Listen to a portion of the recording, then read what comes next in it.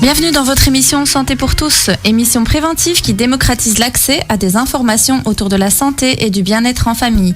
Dans cette émission, nous allons parler du cancer et de son d'accompagnement aussi des personnes proches. À ce titre, nous avons invité Thiago Tavera, assistant en psychologie. Il termine un master en psychologie clinique à l'Université libre de Bruxelles.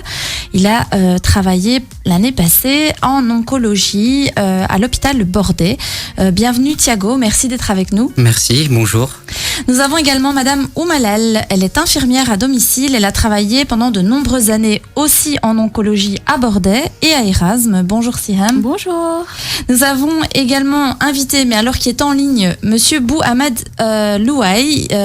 Donc je ne sais pas si vous m'entendez bien, Monsieur Bouhamad. Oui, je m'entends, c'est Bouimad. Bouimad, pardon, excusez-moi, j'écorche votre nom. Vous réalisez un master en médecine aussi à l'Université libre de Bruxelles et vous vous intéressez particulièrement à l'accompagnement des familles de personnes atteintes de cancer. Donc, bienvenue dans notre émission et merci d'être avec nous. Merci à vous.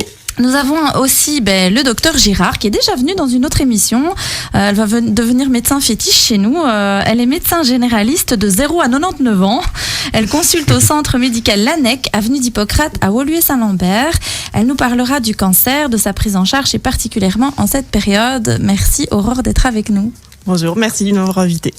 Alors, l'émission est réalisée en collaboration avec l'Espace Santé Famille, situé chaussée de Louvain 51 à Saint-Josse-ten-Noode. Vous êtes en direct sur Arabelle FM au 106.8. Nous répondons également à toutes vos questions via la page Facebook de l'émission Santé pour tous, parce qu'apparemment, nous avons un souci avec les appels et les SMS du 0488 106 800. Vous pouvez toujours essayer, mais si vous avez quand même des questions et que vous voyez que je n'en parle pas pendant l'émission, n'hésitez pas à aller sur notre page Santé pour tous et poser vos questions. Alors, même si nous connaissons bien cette maladie et que nous continuons à apprendre toujours un peu plus à son sujet, le cancer reste une réalité très présente dans le quotidien de beaucoup de personnes et il a la particularité de toucher toutes les couches de la société et ce dans le monde entier, comme nous l'indique l'OMS. Autrement dit, nous sommes tous concernés par ce mal qui ronge bon nombre de vies et de familles. C'est pourquoi nous avons décidé d'en discuter aujourd'hui avec des professionnels qui le rencontrent au quotidien. Docteur, peut-être pourriez-vous nous dire qu'est-ce que l'oncologie ? Bien, l'oncologie, c'est la spécialité médicale qui s'occupe particulièrement du cancer. Donc, ça peut être le diagnostic du cancer, sa prise en charge, les traitements, le suivi. Et le suivi, une fois que le cancer est guéri dans le meilleur des cas, ou en tout cas quand il est en rémission, et pour tous les contrôles après. Et donc, toute personne techniquement qui a un cancer passe via un oncologue, c'est ça ? Oui. D'accord. Classiquement, en tout cas à l'heure actuelle, quel que soit le type de cancer, il y a de toute façon une équipe multidisciplinaire qui se met en route, donc avec les différentes spécialités. Classiquement, la spécialité où est localisé le cancer, donc par exemple un gynécologue pour un cancer du sein, un gastro-entérologue pour un cancer de l'intestin, mais il y aura toujours un spécialiste oncologue qui peut être ce même spécialiste gynécologue, gastro-entérologue ou toute autre spécialité. Donc un spécialiste peut avoir deux spécialités. Ah oui. Mais il y aura classiquement un oncologue qui sera plus particulièrement dédié à gérer les traitements liés à ce cancer. D'accord, ok. Monsieur Tavera, en quoi consiste alors l'accompagnement psychologique des personnes qui sont atteintes de cancer ou en fin de vie ? Comment ça fonctionne ? Alors l'accompagnement psychologique, il va consister essentiellement à soutenir le patient dans ce parcours qui est très difficile parce que c'est une maladie qui va générer énormément d'anxiété et d'incertitude, que ce soit vis-à-vis du futur de la maladie en elle-même, est-ce que je vais guérir ou non, mais aussi vis-à-vis des projets de vie de ces personnes. Il y a beaucoup de personnes qui ont cette maladie, qui ont beaucoup de mal justement à se projeter dans le futur, à faire des projets parce que justement il y a des contraintes au niveau des traitements, on ne sait pas toujours comment va réagir un traitement et on ne sait pas non plus si un traitement va réussir ou pas, donc c'est très difficile de se projeter. Et on ne sait pas non plus comment la maladie va évoluer en fait au jour le jour. Il y a beaucoup d'incertitudes. Exactement. Et ça, c'est une source d'anxiété aussi. Oui, totalement. L'incertitude génère de l'anxiété par défaut en fait. Et donc avec ça, il y a justement donc toute cette angoisse et aussi ça va affecter toutes les sphères de la vie justement du patient. Donc c'est un parcours qui est très anxiogène et le but quand on est psycho-oncologue, ça va être justement de permettre entre autres, eh bien, de décharger le patient de toutes ses questions, de ses angoisses, d'être un support pour lui. Parce qu'on va pas toujours oser en parler en fait à sa famille, parce que on n'a pas envie de les déranger, on vit déjà suffisamment la situation que pour en parler. Et le psychologue, il a cette position justement externe qui va lui permettre de recevoir toutes les craintes, les plaintes qui peuvent déranger le patient. Et de cette manière, on peut aider le patient à mieux vivre sa maladie et à mieux vivre justement son parcours dans la maladie. Lui et bien sûr les proches qui, s'ils ressentent le besoin, bien évidemment, parce qu'ils sont tout autant impliqués dans le parcours contre cette maladie, ils peuvent aussi bénéficier d'une aide psychologique. Oui, c'est vrai qu'on peut du coup déposer sans filtre parce que parfois, la famille souffre du diagnostic et oui, si le patient vient déposer toutes ses peurs, toutes ses craintes en plus de sa souffrance physique, sa souffrance psychique, c'est parfois lourd peut-être pour la famille. C'est ça, totalement. Et certains patients vont même aller jusqu'à peut-être ne pas tout dire pour préserver la famille. On a exactement vu ça, ça, oui. Et puis on voit aussi parfois que la famille, même si elle essaye de justement aider le patient, elle va peut-être pas bien le faire ou le faire d'une façon qui va pas forcément convenir en fait au malade et ça peut amener à des tensions justement. Et ça arrive que les psycho-oncologues entrent en contact avec la famille ou ils ne sont que en individuel. Ça peut arriver on vous appelle en disant tiens, on parlerait bien avec la famille aussi pour peut-être mieux les aiguiller. Oui, ça fait partie de la démarche. On va même de nous-mêmes essayer de voir si la famille a besoin. On essaye aussi d'aller dans les chambres au moment où les familles sont là pour venir directement leur poser des questions, voir s'ils en ont besoin ou pas, s'ils arrivent à gérer, parce que parfois aussi ça arrive, on peut gérer totalement la situation. Et donc voilà. Ok. Madame Oualal, oui, vous voulez rebondir? Oui. Il y a aussi dans certaines communautés les familles qui veulent cacher l'aspect de la maladie ou le fait que la personne arrive en fin de vie, va décéder. Et ça, on nous demande souvent nous, ne lui dites pas, on préfère qu'il ne sache pas. Et ça, ça pose un problème. Oui, au niveau éthique, c'est quand même compliqué de ne pas dire à une personne qu'elle va mourir, ou alors de ne pas dire aux enfants qu'ils vont mourir.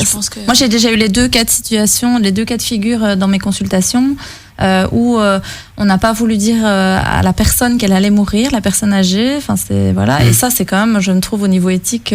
Ils pensent la préserver alors que c'est pas le cas. Et de l'inverse aussi, ne pas dire aux enfants que la personne va mourir et que les enfants apprennent sur le coup, en dernier recours, que la personne. Ça m'est déjà arrivé personnellement quand je travaillais à Erasme, la maman avait caché sa maladie qui était à un stade très avancé, qui est décédée 3 semaines après. Donc ça a été vraiment un choc pour les enfants et ils ont mis vraiment du temps pour s'en remettre et ils ont été en colère et n'ont pas pu profiter, je vais dire, des derniers moments. Oui, c'est ça. Mais je reste avec vous et du coup, comment travaille une infirmière en soins palliatifs? Quel est son rôle? Alors, c'est à peu près le même travail qu'une infirmière dans un service entre guillemets conventionnel, donc en chirurgie ou en médecine, sauf qu'on a un aspect psychologique. On va prendre le temps, on va pas imposer au patient, tiens, à 7 heures, c'est les médicaments, à 7 heures, c'est la toilette, à 7 heures, c'est un pansement. On va s'adapter à lui. Il y a un aspect énormément, vraiment l'aspect psychologique qui est important. On va lui parler, on va écouter ses peurs. On va s'adapter à lui en fait. On s'adapte à lui. La journée tourne autour de lui. Même s'il faut postposer une injection, la toilette à l'après-midi ou autre chose, c'est vraiment. Vous avez l'impression qu'on doit être encore plus à l'écoute du patient dans ces services-là? Dans ces services-là, d'ailleurs, les infirmières sont plus nombreuses. Au moins, elles peuvent prendre en charge le patient dans sa globalité. C'est ça qui est magnifique. À Bordé, c'est ce que j'ai énormément apprécié, c'est qu'on pouvait vraiment prendre le patient dans sa globalité, de A jusqu'à Z, et prendre son temps pour les soins. Après, Bordé, c'est un hôpital qui est quand même assez réputé pour tout ce qui est cancer. Les services sont plus petits, et ce qui permet, les chambres, il y a moins de chambres, et ce qui permet de prendre son temps. C'est ce qui est important dans ces services. On accompagne la personne en fin de vie, on n'est plus là pour guérir, mais on est là pour des soins de confort, pour que la personne soit là et n'ait pas mal en fait. C'est ce qui est important. C'est ce qui fait peur aux gens, c'est de ne pas souffrir. Ce que les gens confondent souvent, et quand ils entendent soins palliatifs, ils ont l'impression que c'est là qu'on va pour mourir. Oui, c'est ça. Voilà, on fait plus rien puisque c'est la fin. On attend la mort. Non, on n'attend pas la mort, on accompagne les gens. C'est ça. Et c'est ça l'important. Voilà. C'est vraiment cet accompagnement. Le but, c'est de faire en sorte que les gens soient au mieux, dans les meilleures conditions possibles pour vivre leur dernier moment. Oui. Et du coup, docteur, vous pourriez peut-être nous dire c'est quoi le cancer? Parce que voilà, on entend cancer, mais vous avez dit il y a différentes formes de cancer tout à l'heure. Mais pour nos auditeurs, pour qu'ils puissent bien comprendre, c'est quoi le cancer concrètement? Eh bien concrètement, le cancer, c'est une cellule. Donc tout notre corps est composé d'une multitude de cellules. Et un jour, une cellule décide, d'une façon ou d'une autre, elle se transforme de manière anormale. Alors pour toutes sortes de raisons, mais voilà, elle devient anormale. Alors la plupart du temps, ça nous arrive à peu près tout le temps, tous les jours, notre corps va éliminer cette cellule anormale. On a un système de défense, notre système immunitaire qui nous défend contre les virus, contre les bactéries, nous défend aussi contre nos propres cellules quand elles deviennent anormales. Mais de temps en temps, soit cette anomalie passe inaperçue par notre système immunitaire, soit les mécanismes de contrôle sont dépassés, ils sont insuffisants. L'anomalie fait qu'elle contourne en fait nos systèmes de défense. Et à partir du moment où cette cellule se multiplie de manière anormale, cette cellule a une anomalie, elle se multiplie beaucoup plus vite qu'une cellule normale, et donc ça nous fait un gros groupe de cellules anormales, c'est un cancer. Et là, c'est un cancer. Et il peut être situé n'importe où, puisque n'importe quelle cellule de notre corps peut à un moment devenir anormale. Ah ouais, voilà. Et oui. Et donc, Monsieur Bouimad, je reviens un petit peu vers vous parce que vous êtes en ligne aussi. On parle souvent que les personnes qui sont atteintes de cancer sont très fatiguées.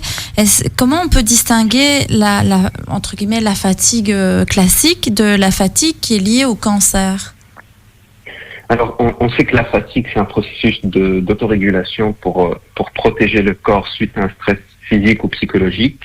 Ça disparaît en général après le repos, par le repos. Donc, alors que dans le cas du cancer, c'est un peu plus complexe.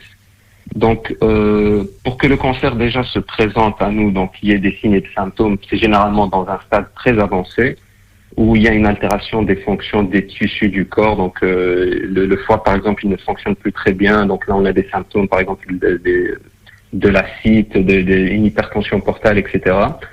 La fatigue en général, dans le cas du cancer, il est vraiment causé, ça c'est dans la grande généralité, c'est vraiment après la chimio, après le traitement, parce que c'est généralement pas très ciblé sur... on peut cibler les cellules, bien sûr, cancéreuses, mais généralement on va tuer d'autres cellules qui sont saines. Et donc, la fatigue est provoquée par la chimiothérapie en général. Donc, généralement, elle ne disparaît pas vraiment avec le repos, ou alors il faut beaucoup de temps pour qu'elle disparaisse. Ça peut persister après un traitement pendant des mois, voire des années. Il y a des patients qui se plaignent de fatigue donc pendant des années après la fin de leur traitement, alors qu'ils ont complètement guéri du cancer.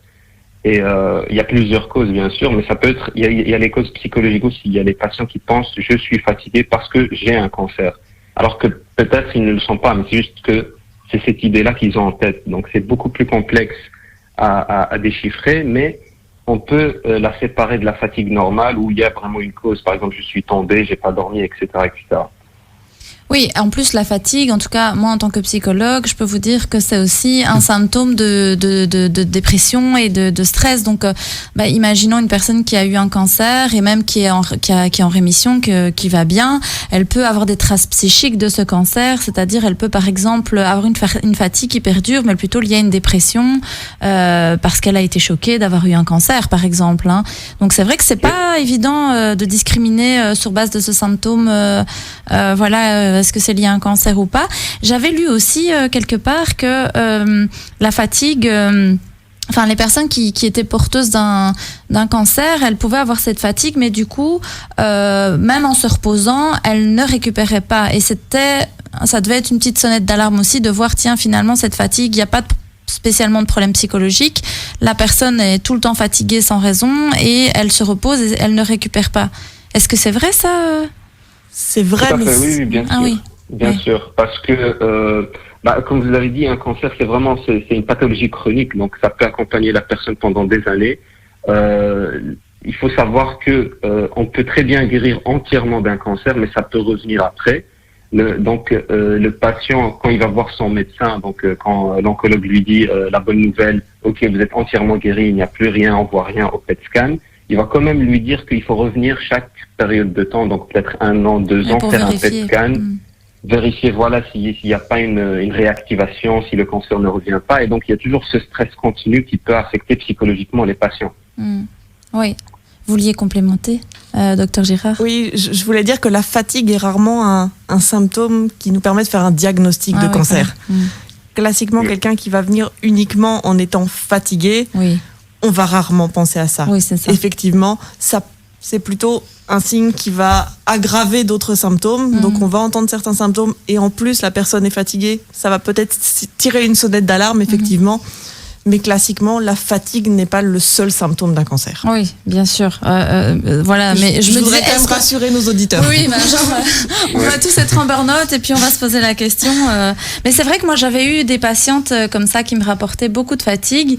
Et au début, ils étaient envoyés... j'en ai eu, quand même 3-4.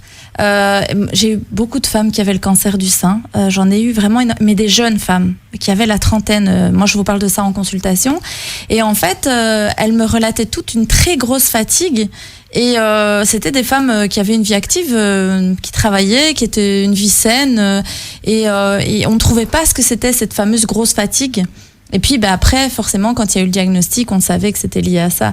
Mais c'est vrai qu'au début, on les oriente vers un psy en disant « t'as peut-être une dépression ». Et puis elles venaient chez moi et je trouvais pas spécialement de dépression. Elles étaient pas dépressives dans leur manière de parler. Il y avait pas de symptômes réels de dépression à part cette fatigue. Et du coup, moi, je devais traiter un symptôme de fatigue. Et j'essayais de creuser. Puis je me disais, oui, on peut toujours trouver un peu, mais il y a des petites choses qu'on peut toujours améliorer dans sa vie personnelle. Mais de là à poser un diagnostic de dépression. Et finalement, ces jeunes femmes avaient été diagnostiquées avec un cancer du sein. Donc, c'est pour ça que je posais la question par rapport aux symptômes, par rapport à la fatigue, parce que c'est quand même quelque chose qui revient, en tout cas chez nos patients quand ils nous en parlent. Monsieur Tavera, est-ce que les cancers sont tous pareils? Alors, même si c'est vrai qu'on a souvent tendance à parler du cancer au singulier, mais il y a justement une multitude de cancers et même pour un même cancer général, donc par exemple le cancer du sein, pour ne citer que lui, il y a une multitude en fait de cancers différents. Oui, c'est pas du tout les mêmes en fait. Il y en a pour chaque cancer en fait est différent et il a ses propres spécificités qui correspondent à l'individu en fait qui le porte, si on peut dire ça comme ça. Et donc une personne peut avoir un cancer, mais il y a peut-être des degrés différents, il y a des formes différentes, c'est ça que vous voulez dire? C'est ça, oui, totalement. Oui. D'accord. Et même le type de cellules peuvent être... Enfin, c'est pas forcément le même type de cellules qui seront touchées dans un cancer du sein, par exemple. Ah oui, voilà. Oui. Ok. Et du coup, quelles sont les causes du cancer? Alors, ça, c'est la question, je pense, que tout le monde se pose, parce que c'est ce qu'on aimerait savoir pour éviter de l'avoir, justement, mais... c'est plus compliqué que ça parce qu'en fait les causes du cancer en fait on sait pas vraiment les déterminer en tant que telles. Il y en a plein. Il y a des multitudes de causes du cancer et on les divise en deux groupes. Donc les causes internes et les causes externes. Les causes internes c'est donc tout ce qui est mutation héréditaire, génétique, voilà exactement. Les hormones, un dérèglement du système immunitaire, etc. Et ce qui est pour les facteurs externes, donc on a le mode de vie, donc par exemple fumer, boire, les deux surtout. Les facteurs environnementaux aussi, par exemple vivre à côté d'une zone polluée. Donc voilà, ça va probablement être un facteur. Et aussi les infections en fait. On va tous quitter Bruxelles. Exactement. Ok, et du coup, Madame Oumalal, je reviens vers vous. Est-ce qu'il y a des traces qui restent après le cancer? Bien sûr, il y a les cicatrices déjà suite aux opérations. Par exemple pour une mastectomie, le porte-à-4. Donc le porte-à-4, c'est un dispositif qui permet d'administrer les chimios. Donc c'est un petit peu l'appareil qui ressort, c'est un petit boîtier qui est accroché à la peau, qui est implanté et qui permet donc d'administrer des traitements lourds et dans la durée, quoi. Ça évite de mettre des injections en fait, de faire des injections. De faire tout le temps des injections. On pique dans cet appareil au lieu de piquer dans les veines. Ça détruit parce qu'en plus les chimios, c'est des traitements qui sont lourds et ça va irriter, ça va brûler, ça va ça va endommager le réseau veineux, on va dire, donc ce qui se passe dans les veines, quoi, dans les avant-bras. Et puis aussi les traces psychologiques. Vous voyez, les gens sont marqués par leur cancer et n'ont plus envie de vivre comme avant. Ils veulent profiter de la vie. Moi, j'ai remarqué, changer leur manière de fonctionner. Ils ne veulent plus s'attacher aux futilités. Moi, j'ai remarqué personnellement avec mes patients et ceux qui sont en rémission, ils peuvent changer ce genre de choses. Et les personnes qui malheureusement se dirigent vers des soins palliatifs ou vers une fin de vie, ils ont énormément de regrets pour certaines choses. C'est être attachés à des futilités, ne pas avoir profité de leur enfant. C'est toutes des traces qui sont là. Même si on ne les voit pas, elles sont là. Que ce soit au niveau physique et psychique, il y a des cicatrices, on va dire, psychiques et physiques, quoi. Ouais. Mais voilà, tout ce qui est physique, on peut traiter par une opération pour retirer une cicatrice ou mettre des implants pour une femme. Les cheveux repoussent, même si au début ils ne repoussent pas tout à fait comme avant, la structure du cheveu change. Mais l'aspect psychologique, moi je trouve, c'est aussi quelque chose qui est à traiter et à ne pas négliger. D'accord. On revient tout de suite, chers auditeurs, après une petite pause. On va continuer de parler de tout ça. Donc, vous restez avec nous. On parle du cancer aujourd'hui dans Santé pour tous. Je vous dis à tout de suite. Vous êtes de retour dans votre émission Santé pour tous. Donc, nous sommes accompagnés de professionnels qui travaillent au quotidien avec des personnes qui sont touchées par le cancer.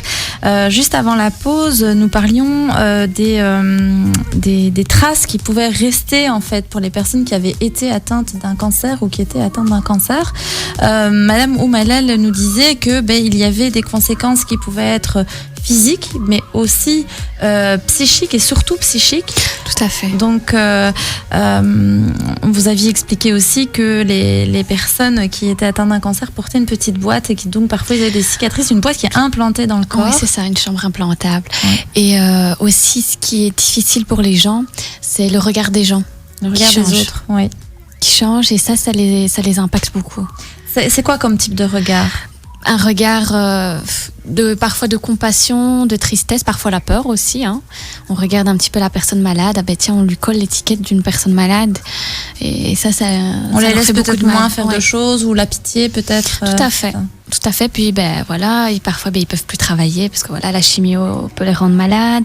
Les traces de la radiothérapie aussi.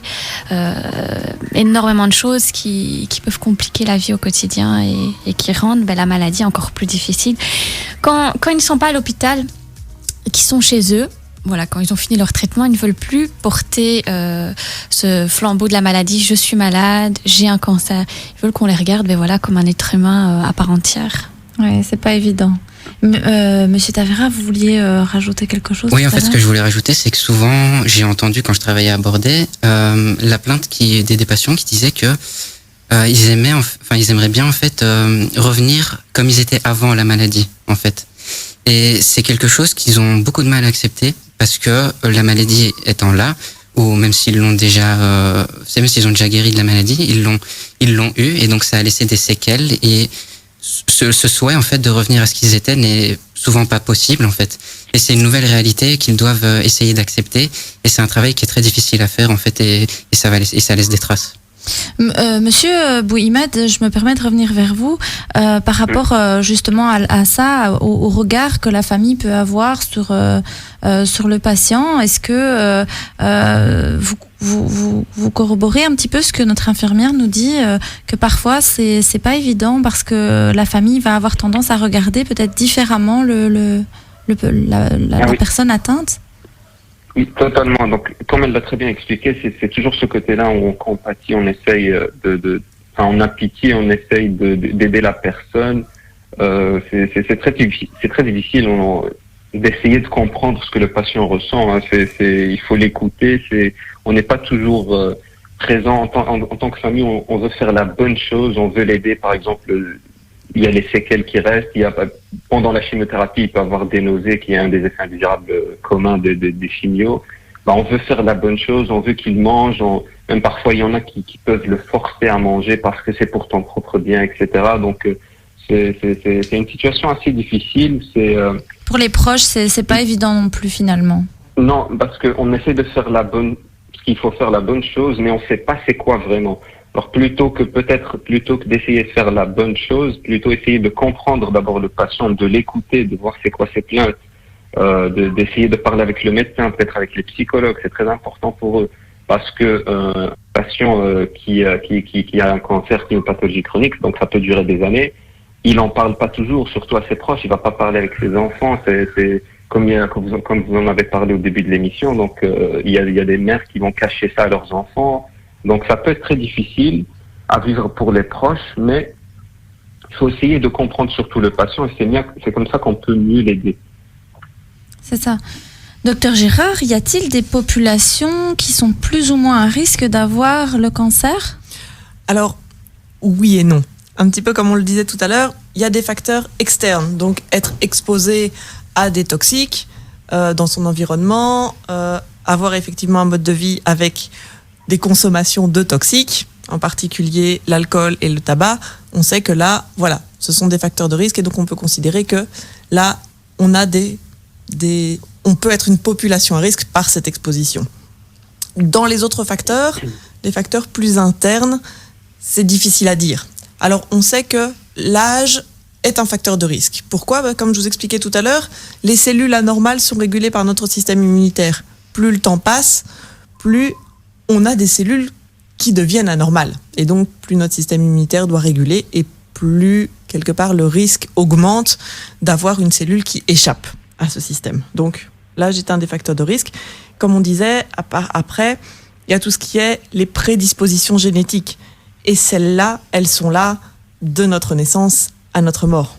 Et donc, c'est souvent, en fait, l'interaction entre tous ces facteurs qui font que on est plus à risque. C'est pour ça qu'on entend régulièrement « Je ne comprends pas pourquoi j'ai un cancer du poumon, même si je fume. Ma grand-mère a fumé toute sa vie et elle n'en a jamais eu. » Elle avait probablement une prédisposition génétique beaucoup plus protectrice que la personne en question. Ouais. Et donc, c'est pour ça quand on dit toujours « Mais oui, mais je connais quelqu'un qui a fumé toute sa vie et qui n'a rien eu, ou je connais quelqu'un qui a bu et qui n'a jamais eu de cancer. » On entend tout le temps ça. On entend tout le temps ça. Mais voilà. On ne part malheureusement pas tous avec les mêmes cartes. Bah oui, on n'a pas le même code, quoi. Et on le connaît pas. Oui, voilà, en plus. Et donc, c'est quelque part cette combinaison qui est plus problématique, c'est que non seulement on n'a pas les mêmes risques au départ, mais on ne les connaît pas. Et on n'a pas, à l'heure actuelle, de moyens de les connaître. Il y a beaucoup de recherches, hein. C'est vrai que c'est le cancer, il y a quand même pas mal de fonds qui sont débloqués pour les chercheurs, etc. Mais c'est vrai que c'est toujours cette incertitude de ne pas savoir. On sait déjà beaucoup de choses, mais c'est vrai que de ne pas savoir qu'est-ce qui déclenche. Et bon, on sait qu'il y a des facteurs génétiques, on sait que voilà, si on a l'hygiène de vie joue aussi un rôle là-dessus, etc. Mais j'avais entendu que le stress, mais chronique à long terme, pouvait aussi, parce que pas le stress à court terme, mais le stress chronique à long terme pouvait aussi mener à développer des cancers. Mais c'est vrai qu'on ne sait pas, en fait, finalement. Il y a encore un point d'interrogation derrière. En fait, on sait beaucoup, mais on ne sait pas comment. Oui, voilà. Et donc, le problème, c'est comment toutes ces choses dont on sait qu'elles agissent interagissent entre elles. C'est ça. Et donc, pour certains cancers, voilà, on a des cancers dont on connaît une mutation génétique et on sait que quand la mutation génétique est présente, le risque de développer un cancer est très important. C'est le cas dans certains cancers gynécologiques. Oui. Où effectivement, d'ailleurs, on entend parler d'actrices qui font des mastectomies préventives parce que, elles sont porteuses de ce gène, elles savent donc que le risque est très très élevé de développer un cancer. Et donc, dans ces cas-là, on le sait. Donc, il y a des cancers qui ont quelque part un marqueur beaucoup plus important que les autres. Mais dans la plupart des cancers, c'est multifactoriel et on connaît pas mal de facteurs, mais lequel est prépondérant pour une personne, ça on ne le sait pas. Ouais, c'est ça. Donc je voulais savoir aussi, peut-être Madame Oumalal, a-t-on plus de chances de survivre du cancer aujourd'hui ? Alors ça c'est une très très bonne question. Hein. Alors déjà, dire on a survécu au cancer, on est en rémission, c'est déjà quelque chose. Hein. Une guérison, c'est la disparition complète, avec une période plus ou moins longue. Puis il faut déjà également que le cancer soit pris à temps. Puis ça dépend également comment la personne va réagir au traitement qu'on leur a proposé, parce qu'une personne n'est pas l'autre. Il y en a une qui va bien réagir à telle chimio, une autre qui va très mal réagir. Je pense qu'au jour d'aujourd'hui, c'est vrai que les moyens sont... Voilà, on a plus de moyens, on a plus de recherches qu'il y a quelques années. Chaque année, on évolue, on a des traitements qui viennent des États-Unis, de ci, de là. On a beaucoup de moyens qui sont mis en place. Maintenant, je pense que tout, c'est propre à chacun. C'est difficile de répondre, pour moi en tout cas, à cette question. Je pense que le docteur sera d'accord avec moi. Je vais dire oui, mais avec un mais. Donc il y a plus de traitements peut-être, il y a plus de traitements adaptés peut-être. Ce qui augmente la survie, en tout cas par rapport à il y a quelques années, c'est surtout le dépistage, ou le fait de pouvoir détecter ces cancers précocement. Ouais. Parce que c'est vraiment ça qui va vraiment faire la différence. Plus un cancer est pris tôt, moins il est envahissant, moins les traitements qu'on devra mettre en place sont lourds et mieux ils seront supportés. Ouais. Mais il y a l'aspect, les gens ont peur. Hein. Les gens ont très peur, ça fait peur. Et la population a peur d'aller voir, de se faire dépister. Parce que ça impliquerait de se dire peut-être que je suis porteuse, peut-être que je vais subir des traitements lourds. C'est un gros problème à corriger au sein de la population. Hein. Oui. Oui, et puis il y a aussi, par exemple, quand on vous dit de faire comment ça s'appelle encore ça, les scanners pour dépister le cancer du sein, on fait la mammographie, voilà, c'est ça. Quand vous devez faire, on vous dit, par exemple, à partir d'un certain âge, il faut faire des mammographies 1 fois par an, etc. Il y a des personnes qui ont peur et qui vont se dire, ah oui, mais on va nous envoyer des rayons, enfin, des rayons X, et du coup, ça peut provoquer encore le cancer aussi. Donc, du coup, ils se disent, je préfère pas savoir. Et, enfin, vous voyez, il y a aussi tout ce débat-là, tout ce qu'on entend aussi. Enfin, parfois, on manque d'informations, peut-être. Hein. C'est un peu aussi le rôle du médecin généraliste de première ligne. Hein. Tout à fait. Et donc, il ne faut pas hésiter à poser les questions par rapport à son médecin, par rapport à toutes les craintes qu'on pourrait avoir par rapport à un examen, de savoir un petit peu comment ça se passe. Parce qu'effectivement, la première fois qu'on est invité à cet examen, c'est mais qu'est-ce que c'est ? Comment ça se passe ? Et donc, c'est toujours une question d'équilibre. Effectivement, les rayons X, oui, ce n'est pas très bon. Mais le bénéfice de détecter un cancer précocement est important. Ouais. Et donc, c'est pour ça qu'on ne le fait pas chez toutes les femmes à tout âge. Oui. Et qu'on le fait à partir d'un certain âge où on sait que le risque de cancer du sein est plus important, même si on n'a pas de facteur particulier ou de cancer du sein dans la famille ou quoi que ce soit. Et du coup, je voulais revenir un petit peu chez Monsieur Tavera. Quelles sont les conséquences psychologiques à l'heure du cancer ? Alors le cancer, c'est un long parcours du combattant et ça va mettre le patient face à une épreuve psychologique et émotionnelle. Le cancer, ça va amener avec lui un grand nombre de sentiments puissants comme la colère, la tristesse, la déception, la peur, l'espoir, le désespoir aussi. Et comme on l'a déjà dit, donc ça va engendrer du stress chronique, de l'anxiété, de l'incertitude et aussi beaucoup de fatigue. Et j'aimerais en fait beaucoup insister sur ce dernier point parce que au-delà de l'impact physique, justement, la fatigue liée au cancer, c'est associé à un large éventail justement de symptômes compatibles avec une déficience psychologique, notamment un manque de motivation, une dépression aussi, des troubles de l'humeur et aussi des troubles de la cognition. Donc c'est pas simplement être fatigué, ça va vraiment au-delà de ça, ça touche un large éventail de symptômes différents. Ça impacte le quotidien de la personne. Exactement, tout à fait. Et il y a même des études qui ajoutent que c'est considéré comme l'un des symptômes les plus pénibles en fait ressentis par les survivants du cancer du sein. Voilà. Ok, et je vais peut-être me retourner vers Monsieur Bouimet qui est en ligne avec nous. Peut-être pourriez-vous nous préciser alors du coup, mais l'impact que ça a sur la vie du proche qui est atteint de cancer. Alors, c'est très difficile pour un proche, bien sûr, de voir quelqu'un qu'il connaît atteint du cancer, subir tout ce qui est niveau de traitement, donc chimio, même juste avant tout ça, donc tout ce qui est la phase du début du diagnostic qui prend quand même un peu de temps pour faire tous les tests, les examens complémentaires, etc. C'est très difficile, il y a toujours cette peur, cette anxiété, on veut savoir, on espère que c'est pas ça, etc. Puis, quand c'est le cancer, eh bien c'est l'impuissance totale qu'il découvre. Donc on a peur, on stresse, etc. Mais c'est surtout quand on commence le traitement de la personne, on se rend compte qu'on peut rien faire. On se sent impuissant en fait. On se sent impuissant, c'est ça que vous voulez dire. Exactement. On peut rien faire pour lui, pour l'aider. On essaye en tout cas de faire la bonne chose, comme j'ai dit auparavant, mais ça marche pas toujours. C'est très difficile et on sait pas quoi faire. Donc on va pas en parler, on va pas se plaindre. Donc ça peut être intéressant aussi pour l'entourage de parler à un psychologue. Hein. C'est de dire ce qu'on pense, ce qu'on ressent dans cette situation, justement, parce que c'est très difficile à vivre aussi pour les proches. Et est-ce que du coup, le médecin de famille, c'est quelqu'un aussi qui peut bien accompagner alors à ce moment-là et qui peut peut-être répondre aux questions de la famille et puis réorienter vers un psychologue aussi? Tout à fait, oui. C'est comme il l'a dit, Monsieur Thiago. Il y a les psychologues aussi qui viennent, donc justement s'il y a la famille qui est présente, ils viennent parler aussi un peu avec la famille. Parfois, ils peuvent prendre les numéros de téléphone, les appeler après. Surtout maintenant dans cette situation de Covid, on reçoit des coups de fil pour parler un peu de la situation, comment on le vit. Pour les étudiants aussi, ça peut être encore plus difficile. Et essayer de réparer ça et de voir ce qu'on peut faire. Ouais. Donc c'est important finalement d'avoir une approche globale et d'accompagner tant le malade que sa famille au quotidien. Chers auditeurs, je propose qu'on fasse une petite pause et qu'on puisse peut-être après rediscuter de tout cela. On va aussi voir dans cette partie comment le Covid a impacté aussi la prise en charge du malade. Donc restez avec nous et on pourra discuter de tout cela après la pause. À tout de suite, chers auditeurs.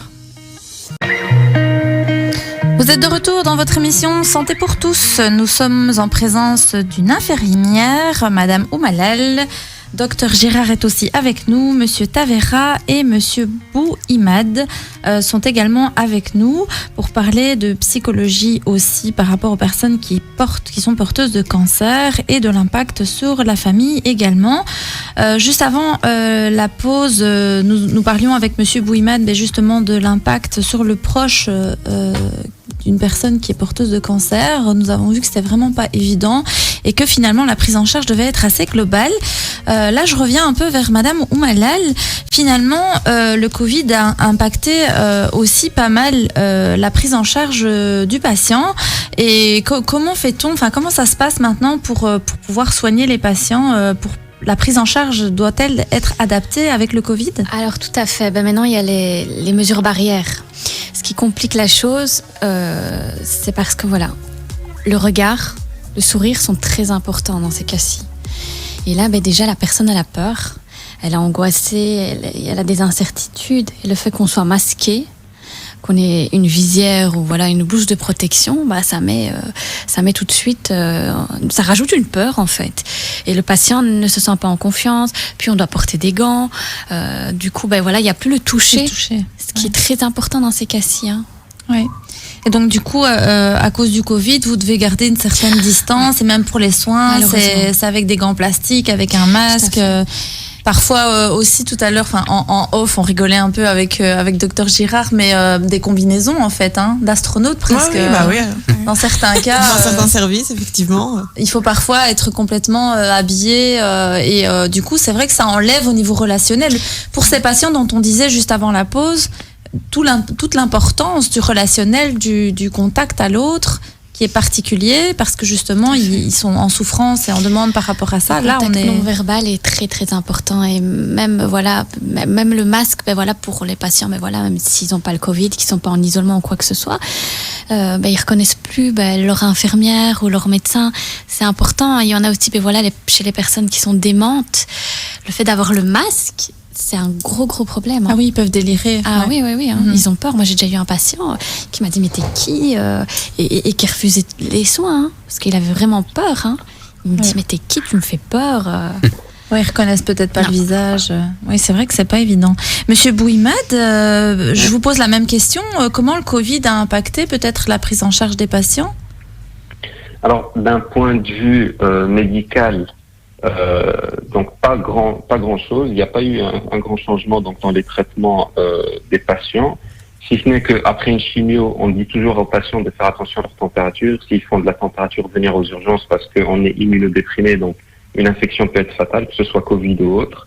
Après, C'est sûr que si une personne est diagnostiquée du Covid, on va éviter de faire le traitement au même moment vu que le Covid, on a un manque d'informations, on n'a pas un traitement sûr à 100%, donc on va éviter d'aggraver la situation du patient. On préfère attendre qu'il soit négatif au Covid avant de continuer le traitement, mais si il n'a pas de Covid, il n'a aucun signe, symptôme, pas de température, rien du tout, on continue le traitement, on veut traiter le cancer.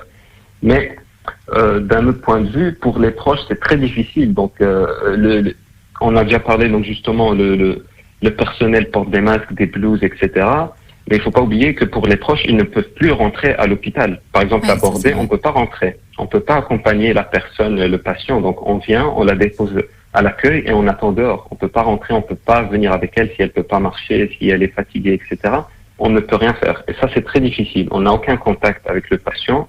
Et on peut, donc le sentiment d'impuissance qu'on parlait avant la pause, il est encore beaucoup plus grand. Voilà. Tout à fait.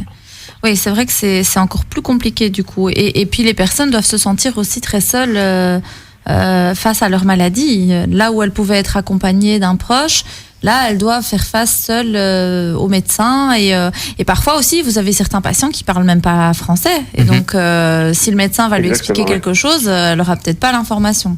Mais je suppose que les médecins doivent s'adapter. Peut-être qu'ils appellent quand même la famille pour expliquer dans certains cas. Docteur Gérard. Ah oui, bien sûr, oui. Oui, voilà, c'est ça.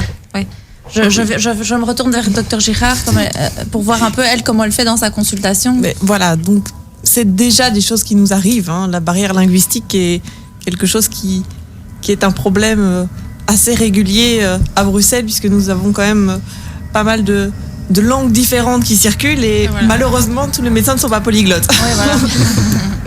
Et donc, effectivement, nous avons classiquement des interprètes ou en tout cas des interprétariats par téléphone qui nous permettent de nous aider en tout cas dans ces cas-là.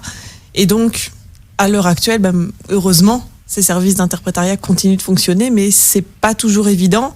Et effectivement, la personne qui habituellement avait l'habitude de venir avec un de ses proches qui traduisait, qui interprétait aussi parfois un petit peu, et qui rajoutait parfois des informations par rapport à ce qui se passe. Alors, parfois dans le bon sens, parfois dans le mauvais, mais voilà. Mais voilà, donc c'est vrai que pour les patients, c'est plus compliqué. Ils se sentent aussi très démunis. Après, à l'hôpital, il y a toujours une infirmière ou les traductrices qui sont disponibles aussi, mais c'est vrai quand même c'est un frein. Du moins pour madame, ça pose un souci dans son cabinet. Mais moi, je me dis, en soins palliatifs, ça doit quand même, si la personne doit rester seule en soins palliatifs et que personne ne peut venir lui rendre visite. À l'hôpital, c'est pas comme ça. Ouais. Pour les personnes en soins palliatifs, ils ont droit à des visites. Ce ne sera pas des visites habituelles, oui. Mais les visites ne sont pas interdites pour les patients en soins palliatifs. En fin de vie, en soins palliatifs, ceux-là, les visites sont maintenues. Tout à fait. Ah, quand même, oui, parce que je m'étais dit, les pauvres, ils sont en fin de vie et en plus, ils peuvent même pas voir leurs proches, quoi. Non, ça c'est. C'est juste que c'est plutôt limité ou peut-être cadré, quoi. Voilà. Oui, voilà, ok. Et Monsieur Tavera, donc ici, quelles sont les conséquences sur le physique lorsque nous sommes en rémission après un cancer ? Alors ça va dépendre bien sûr du type de cancer auquel la personne aura été confrontée et également du type de traitement que la personne aura subi. Parce qu'il y a des interventions les interventions sont pas forcément toutes les mêmes et elles vont dépendre du type de cancer que la personne va affronter en fait. Les interventions les plus lourdes, elles peuvent amener à avoir des conséquences plus importantes sur le physique et on pourra donc avoir par exemple des douleurs chroniques, également des capacités physiques et mentales qui seront peut-être altérées, que ce soit une insensibilité d'une partie du corps parce que par exemple un nerf aura été touché ou des problèmes de concentration dus au traitement. Mais je pense qu'encore une fois, ce qui est le plus susceptible d'être présent chez la plupart de ces patients, c'est cette fatigue en fait. C'est surtout ça. Même après à la fin du traitement, comme on l'a déjà dit, donc cette fatigue elle peut durer parfois des années, même après la guérison en fait. Et il y a une étude qui a d'ailleurs été réalisée avec un échantillon de 763 femmes qui ont survécu à un cancer du sein et elle a pu mettre en évidence que 35% de ces femmes signalaient encore de la fatigue de 1 à 5 ans après la fin de leur traitement et 34% signalaient de la fatigue 5 à 10 ans après la fin du traitement. Ça montre bien justement la part importante de symptômes, même après avoir même après avoir fini avec les traitements. Et c'est quelque chose qu'il faut absolument essayer de gérer en fait. Donc c'est vraiment le fait de plus pouvoir vivre de manière adaptative au oui. quotidien, malgré qu'on aille mieux. Physiquement, il y a quand même cette fatigue qui est lourde à porter. Et ces problèmes cognitifs, finalement, que vous aviez relaté tout à l'heure. D'accord. Monsieur Bouimad, qu'est-ce qu'on peut communiquer ou qu'est-ce qu'on doit communiquer, qu'est-ce qu'il faudrait communiquer à l'entourage du patient qui est atteint d'un cancer? Donc, alors, mis à part l'honnêteté totale dont les médecins doivent faire preuve et qui font preuve durant le traitement de la maladie, donc je trouve essentiel au début, c'est que expliquer au patient et à son entourage que le cancer c'est une pathologie chronique. Vraiment lui expliquer ça. On peut lui expliquer bien sûr qu'on peut s'en débarrasser à tout jamais, mais qu'elle peut revenir plus tard, ou alors qu'on peut vivre avec des métastases contrôlées pendant des années. Il faut bien lui faire comprendre ça. Donc c'est pas comme une grippe. On va chez le médecin, on nous donne des médicaments, on les prend pendant une semaine, on va bien. Donc on va dire que la vie va changer un peu pour le patient et son entourage. Il faut bien expliquer ça. Il faut faire comprendre aux patients aussi qu'il faudra continuer à faire des tests, des examens complémentaires, donc chaque X période de temps, pour s'assurer que la pathologie ne se réactive pas, ou bien qu'elle est entièrement contrôlée, ou qu'elle est entièrement disparue. Mais juste ce point-là, c'est le plus important parce que c'est rare que les patients le sachent tout seuls. Donc ce point-là, il est vraiment important et à mettre en évidence. Vous avez l'impression qu'en fait, il faut quand même donner assez d'informations à l'entourage aussi pour qu'il puisse réagir de manière adaptée avec la personne malade? Bien sûr, c'est tout à fait, parce que on n'est pas formé, les proches ne sont pas formés, ils ne savent pas toujours quoi faire. Est-ce qu'ils peuvent qui appeler dans certains cas? On ne sait pas vraiment quoi faire, on est impuissant comme on l'a dit. Donc former, c'est comme on a dit, c'est une approche globale. Il faut former le patient, son entourage, lui dire ce qu'on peut faire, à qui s'adresser quand il y a certains cas, et lui expliquer tout ça en détail. Madame Oumalel, est-ce qu'on doit avoir peur de se rendre à l'hôpital à cause du Covid? Ça dépend avec les infirmières ou les infirmières recrutées actuellement. Je plaisante. Oui, voilà, c'est ce que j'allais dire. Non, c'est pas du Covid qu'on doit avoir peur. C'est des infirmières. Exactement. C'est pas du Covid, mais à mon avis, faut avoir peur des projets de loi qui sont mis en place. C'est surtout ça. Non, mais il faut pas avoir peur parce que justement, la peur n'évite pas le danger, ni la maladie, ni quoi que ce soit. Et moi, j'ai eu énormément de patients, justement, qui avaient peur de se rendre à l'hôpital. Et pour finir, après, ils se sont retrouvés avec des pathologies plus lourdes ou des traitements plus lourds, des soins de plaie qui auraient duré une semaine. On s'est retrouvés avec des soins de plaie de 1 mois, 2 mois. Non, il faut pas avoir peur. Il faut prendre, ses précautions, son masque, son gel et aller, quoi.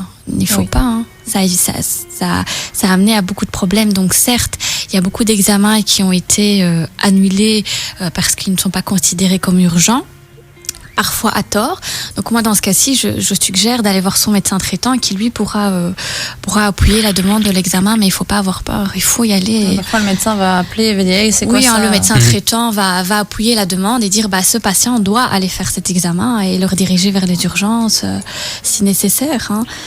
Et je voudrais juste ajouter, il n'y a pas plus de risque d'attraper le Covid à l'hôpital qu'au supermarché. Oui, voilà, c'est ça, quoi. Tout à fait. Je crois même plus, au supermarché. Et je pense que justement, on va avoir une mortalité qui risque d'augmenter au-delà du Covid. Ça va augmenter d'autres pathologies, d'autres maladies. Il ne faut pas avoir peur. Il faut aller à l'hôpital. Il faut y aller. Quand c'est nécessaire, en tout cas, il faut y aller. Voilà. Ouais. Bon, chers auditeurs, je vous propose de clôturer cette première partie, mais nous allons continuer la deuxième partie avec les mêmes invités, toujours sur le même sujet. Et donc, je vous dis de rester avec nous. Nous avons des super invités et nous parlons du cancer, de l'accompagnement, de ce contexte Covid un peu particulier dans la prise en charge des patients. Donc, je vous dis à tout de suite pour cette deuxième partie d'émission. Vous êtes de retour dans cette deuxième partie de votre émission Santé pour tous, émission préventive qui démocratise l'accès à des informations autour de la santé et du bien-être en famille. Dans cette émission, nous avons commencé à parler de cancer. Nous sommes accompagnés de Thiago Tavera qui est assistant en psychologie et qui fait un master en psychologie clinique. Nous sommes avec Madame Oumalel qui est infirmière à domicile et qui a pas mal d'expérience dans l'oncologie. Monsieur Bouimad est avec nous aussi. Il étudie la médecine en master et il s'intéresse particulièrement à l'accompagnement des familles de personnes atteintes de cancer. Et enfin, nous avons notre docteur Girard, qui d'ailleurs travaille pas loin de l'hôpital Saint-Luc, juste à côté. Donc voilà, qui est médecin généraliste et qui vient un peu préciser certains termes. On s'était dit, en off, on discutait un petit peu de ce qu'on avait, des termes qu'on utilisait. On avait envie d'être bien clair avec les auditeurs pour qu'ils comprennent tout ce qu'on raconte. Pour l'instant, je trouve que ça va, ils se débrouillent pas mal, nos invités. Mais je voulais quand même préciser quelque chose parce que parfois les personnes peuvent ne pas distinguer qu'est-ce que c'est que la rémission et qu'est-ce que c'est que la guérison. Et donc, docteur Girard se proposait de peut-être expliquer la différence entre rémission et guérison. Tout à fait. Donc en fait, une fois qu'on a un cancer, voilà, on bénéficie d'un traitement, on va faire son traitement, et puis à un moment, on va faire des examens, et on va vérifier, on va dire le cancer n'est plus là. Mais on ne peut pas dire qu'on est guéri à ce moment-là. Et c'est là parfois qu'il y a cette incompréhension de se dire, mais si mon cancer, si on voit plus mon cancer au scanner, au PET scan, comme disait notre collègue tout à l'heure, voilà, le cancer, il est plus là. On le voit plus dans la prise de sang, on le voit plus au PET scan, on le voit plus au scanner, donc je suis guéri. Non, c'est là qu'on utilise le terme de rémission. La rémission veut dire qu'on ne voit plus le cancer. Donc, malgré tous les examens qu'on fait, on ne trouve plus de traces de ce cancer. Mais comme je vous ai expliqué tout à l'heure, ça se passe au niveau des cellules. C'est tout petit. Et donc, on parlera de guérison après plusieurs années. Selon le type de cancer, et ça, c'est ce qui va aussi varier d'un cancer à l'autre, selon le type de cancer, on pourra dire au bout d'1 an, de 2 ans, de 5 ans, qu'on est guéri si il n'y a aucune trace de réapparition du cancer. Entre-temps, on est en rémission. Donc, c'est-à-dire, il n'y a plus de traces cliniques du cancer, mais on ne peut pas encore affirmer qu'on a réussi à l'éliminer complètement. On est dans l'attente, en fait. Tout à fait. Et c'est pour ça que ce sont des périodes où il y a des suivis beaucoup plus réguliers. Et donc, les gens se disent, mais est-ce que je dois encore faire ces suivis puisque je suis guéri ? Non, c'est là la petite nuance. C'est une rémission. On ne peut pas assurer qu'on a réussi à tout retirer. Oui. Donc c'est pour ça que les personnes parfois ont du mal à aller encore en consultation en se disant mais de toute façon j'ai plus de cancer, pourquoi je dois continuer à aller voir un médecin ou continuer à faire mes examens alors que j'ai plus de cancer. Tout à fait. Et ça participe, comme on disait tout à l'heure, à cette anxiété de se dire mais voilà, finalement j'ai plus de cancer mais je l'ai quand même peut-être encore. Oui, l'incertitude toujours, ouais, c'est ça. C'est cette fameuse incertitude qui est pas évidente à gérer. Je voulais, on parlait un petit peu de la période Covid aussi tout à l'heure. Et donc, je me dis, comment on fait pour administrer les traitements en cette période de Covid ? Madame Oumalal, comment faites-vous, pour administrer les traitements ? Il y a rien qui change, rien de particulier. Le suivi est un peu identique. Je sais par exemple, mes patients Covid, généralement les médecins traitants nous envoient faire des petites injections pour surveiller également le patient. Je ne sais pas si le docteur demande aussi à ses infirmières à domicile de faire ça. Mais sinon, en soi, il n'y a rien qui change. Juste les gestes barrières. Sinon, rien de bien particulier. Le traitement, vous confirmez un peu ce que M. Bouimad disait tout à l'heure. Alors, Monsieur Tavera, qu'est-ce qu'on propose alors aux personnes qui se plaignent de fatigue liée au cancer ? Alors, donc, il y a plusieurs méthodes de gestion de la fatigue qui sont disponibles. Néanmoins, ce qui est le plus recommandé de la part du corps médical, ça reste le repos. Et donc, justement, le corps médical dit souvent aux survivants du cancer d'apprendre à vivre avec la fatigue en limitant leur activité afin de conserver leur énergie.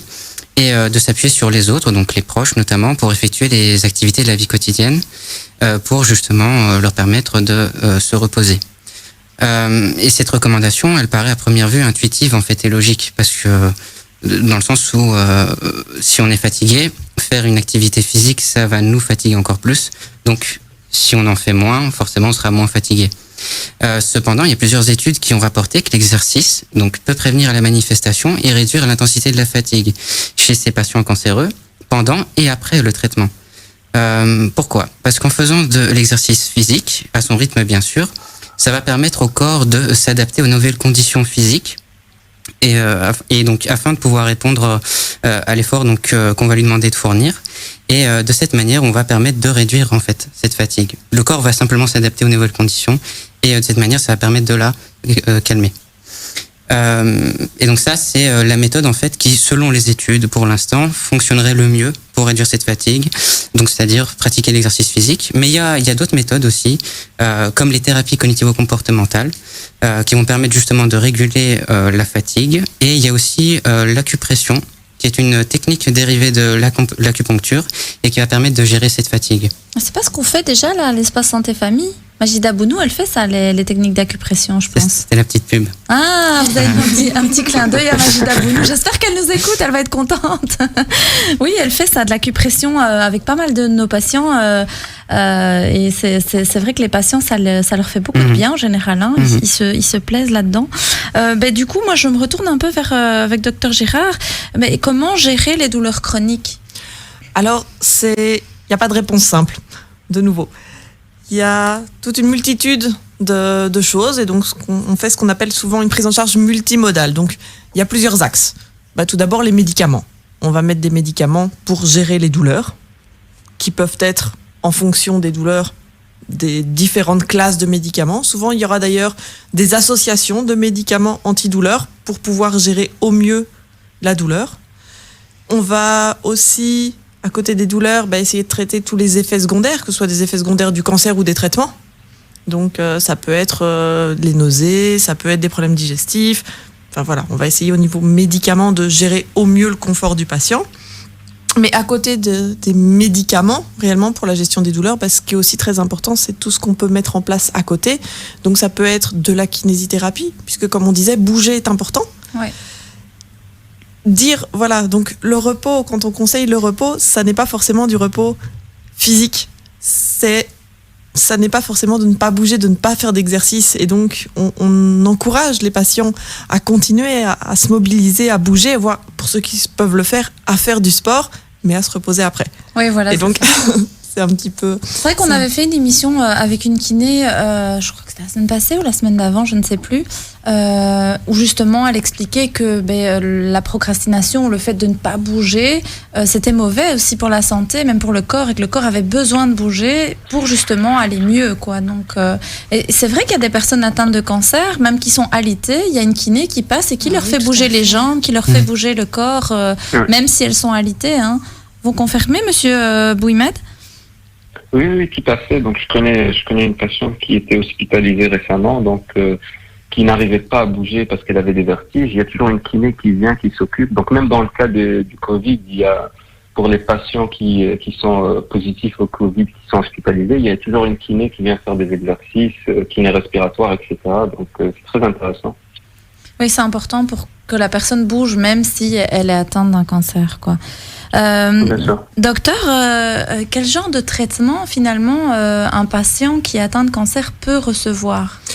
Alors, il y a, je dirais, 4 grandes classes de traitement. Je simplifie un peu, mais au moins ce sera plus clair pour nos auditeurs. D'abord, il y a la chirurgie. Alors, la chirurgie, c'est ce qu'on visualise le mieux, c'est-à-dire, voilà, il y a une tumeur quelque part, on ouvre, on opère, on retire la tumeur et on peut retirer les métastases. Les métastases étant le cancer qui va se mettre dans un autre organe que l'organe dont il est initialement originaire.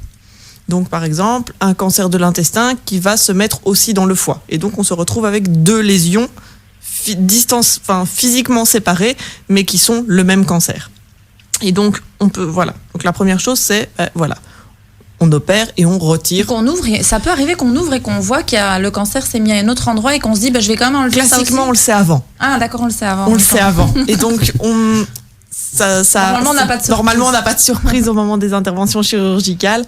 Mais voilà, c'est pour ça parfois qu'on a des interventions où on retire un peu plus que ce qu'on avait pensé initialement parce que on voit que la lésion est plus étendue. Ça arrive parfois et donc c'est plutôt ce genre de mauvaise surprise qu'on peut avoir que de découvrir une nouvelle lésion. Donc ça, c'est pour ce qui est de la chirurgie. Le second traitement, dont on a beaucoup parlé et que la plupart de nos auditeurs connaissent, c'est la chimiothérapie. Alors, qu'est-ce que la chimiothérapie ? C'est l'administration de produits entre guillemets toxiques qui vont détruire préférentiellement les cellules cancéreuses. Mais ça reste des produits qui sont toxiques pour le reste de notre corps aussi. Et donc, c'est un équilibre que les oncologues, justement, dont on disait tout à l'heure que c'est la spécialité, gèrent avec un un équilibre le plus optimal pour ne pas faire trop de dégâts, tout en détruisant le cancer, puisque c'est quand même le but. Dans les types de traitements, on a aussi ce qu'on appelle la radiothérapie. Alors la radiothérapie, ce sont des rayons qu'on va distribuer de manière ciblée sur la tumeur. Donc on le fait à travers la peau, il n'y a pas d'ouverture, il n'y a pas d'opération. Ça se passe en médecine nucléaire, donc le patient se rend en médecine nucléaire. On a déterminé par des scanners très précis où exactement est située la lésion et quelque part on bombarde de rayons la lésion en particulier pour la brûler. Le 4e type de traitement sont les traitements les plus récents qu'on appelle l'immunothérapie.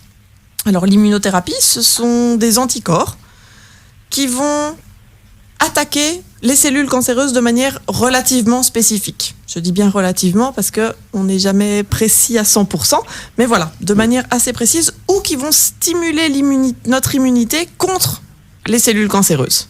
Et donc ça peut agir d'une manière ou d'une autre, mais ça agit vraiment sur des réactions là immunitaires.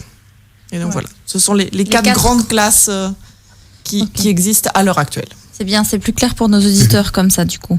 Je voulais savoir aussi quel était le rôle du psycho-oncologue du coup ici dans ce cadre-là, pendant que la personne elle suit son traitement.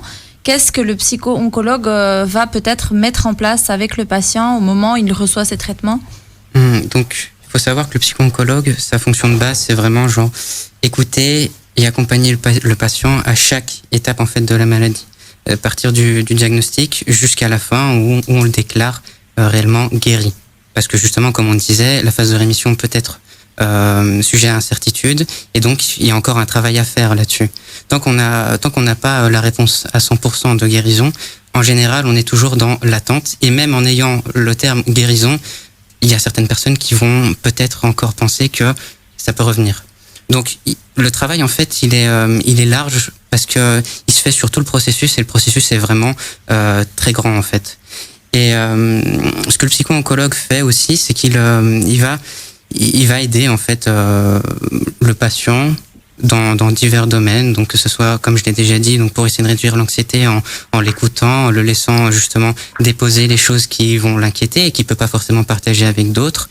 On va aussi dans ce cadre-là essayer de faire un peu d'administratif entre guillemets, un peu comme les assistants sociaux en fait, c'est-à-dire essayer de trouver des aides pour eux, voir comment mieux aménager en fait leur quotidien pour essayer de mieux gérer l'impact que la maladie a sur eux et sur leurs proches également.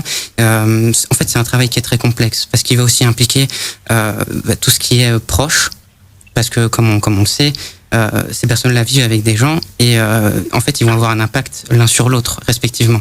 Ce qui fait que si on ne prend pas en compte les deux parties, si on fait un travail que d'un côté, ça va pas servir à grand chose en fait. Donc c'est vraiment un travail qui est très complexe et c'est très intéressant aussi. Surtout qu'on sait quand même que il y a ce côté gestion mentale. On sait qu'il y a quand même de l'équilibre psychologique du patient va aussi dépendre sa rémission. Je veux dire, il y a l'aspect pharmaco-médical, etc. Mais quelqu'un qui a une force mentale et qui a une bonne gestion mentale, qui se sent bien finalement moralement, il va guérir plus vite que maintenant il y a des études sur ça. Oui, sur le fait ça peut arriver. Le bien-être peut impacter aussi sur l'évolution de la maladie. Tout à fait. Et moi je me souviens qu'à l'époque à l'UNIF on nous avait raconté une histoire comme ça en psycho. Je sais pas si on vous l'a raconté aussi Monsieur Tavera, mais pour nos auditeurs je la raconte. Ils avaient donc proposé à des patients qui avaient le cancer de prendre un traitement, de prendre de la chimio, sauf que il y a la moitié à qui ils ont donné un placebo. Alors pour nos auditeurs, un placebo c'est un médicament qui ne fait rien. C'est comme si je vous donne un petit sucre ou un truc qui c'est pas un médicament en fait, c'est un rien du tout. Donc sauf que on dit aux patients voilà, c'est de la chimio, on vous donne de la chimio. Et ce qui était impressionnant, c'est qu'en fait tous les patients ont perdu leurs cheveux. Tous les patients ont perdu leurs cheveux, alors qu'il y en a la moitié qui n'avaient pas pris de chimio. Donc la preuve que même cette perception-là, le fait de se dire quand on fait de la chimio on perd les cheveux, alors que c'est pas forcément vrai, hein, tous les patients qui font de la chimio ne perdent pas leurs cheveux, hein. Il y en a qui perdent un peu mais qui perdent pas, enfin c'est pas forcément le cas de tout le monde, mais pour vous dire à quel point l'impact du mental et des représentations peuvent impacter aussi la manière dont on vit son traitement finalement. Donc oui. Mais écoutez, moi je propose qu'on continue cette discussion juste après une petite pause. Et donc, chers auditeurs, restez avec nous. On est encore là avec vous pour plus ou moins 40 minutes. Et on a encore plein de choses à vous dire sur le cancer, sa prise en charge et l'accompagnement des familles. Je vous dis à tout de suite. Nous sommes de retour dans votre émission Santé pour tous. Nous sommes avec une petite brochette de professionnels qui nous parlent du cancer cet après-midi. Durant la pause, on discutait un tout petit peu et on se disait, mais finalement, qu'est-ce qui se passe quand une personne, elle n'a pas envie de prendre ce traitement, elle n'a pas envie de continuer? Qu'est-ce qui se passe pour elle, pour sa famille? Madame Oumalab, est-ce que c'est déjà arrivé chez vous qu'une personne n'ait plus envie de prendre de la chimio ou de continuer son traitement? Oui, très souvent. Hein. Généralement, voilà, comme nous, ils nous rencontrent un peu plus souvent que le médecin en règle générale, parce que voilà, nous on est là en suivi journalier. Ils nous en parlent, ils nous disent je n'ai plus envie, ou bien ils sentent que voilà, ils sont arrivés au bout de leur force, ou ils sentent voilà, qu'ils arrivent au bout. La personne, généralement, moi de mon expérience, je ne dis pas à 100%, mais sent qu'elle arrive au bout de ce qu'elle peut donner. Et ça arrive effectivement fréquemment. Et le petit souci qui peut se poser, c'est par rapport à la famille, qui a du mal à accepter la chose, qui essaye qui culpabilise un petit peu le malade, qui n'a plus envie, tout simplement. Et ça, c'est quelque chose, je pense, que la famille doit de travailler. Je comprends que c'est difficile, je le comprends. Hein. Je verrai également ma mère ou mon père ou mes sœurs ou un membre de ma famille qui baisse un petit peu les bras, j'aurais mal, mais je pense qu'il faut l'accepter. Surtout si la personne est en fin de vie, qu'elle se dit juste j'ai juste envie de partir, je suis fatiguée. C'est des traitements qui sont quand même lourds pour certaines personnes, qui amènent à des effets secondaires aussi qui peuvent être très compliqués, et la personne n'a juste plus envie et elle sent qu'elle arrive en bout de course et qu'elle veut juste profiter de ces derniers moments de manière sereine et confortable. Oui, par exemple, être à la maison au lieu d'être à l'hôpital, par exemple. Moi, maintenant que je suis infirmière à domicile, j'ai pas mal de patients, en fin de vie, en soins palliatifs à la maison. Et voilà, parce que ils préfèrent être à la maison qu'à l'hôpital parce que c'est chez eux. Il y a moins le cadre hospitalier. Ça aussi, je pense que ça, c'est propre à chacun. Mm-hmm. Monsieur Bouimat, par rapport aux familles, comment vous pourriez réagir par rapport à ça? Alors, comme on l'a déjà dit, c'est très difficile, on ne sait pas comment vraiment réagir à ça. On doit juste essayer de comprendre. Mais c'est sûr que on compatit bien sûr avec le patient, mais c'est vrai que, comme vous l'avez dit, c'est des traitements très difficiles, c'est assez lourd, il y a beaucoup d'effets secondaires. Le patient se demande toujours si je vais continuer encore ma vie avec tous ces effets secondaires, j'ai aucun plaisir à le faire, donc ça sert un peu à rien, j'ai pas envie, etc. Donc pour l'entourage, c'est très difficile. On bloque un peu ses propres émotions, on essaye de dédramatiser la situation, on essaie de parler avec le patient, lui changer d'avis, mais ça marche pas toujours, et pour ça on peut rien faire, parce que bien sûr c'est la liberté du patient et on doit essayer de le comprendre, mais pour l'entourage, bien sûr, il y a toujours ce côté, on veut pas perdre cette personne proche de nous.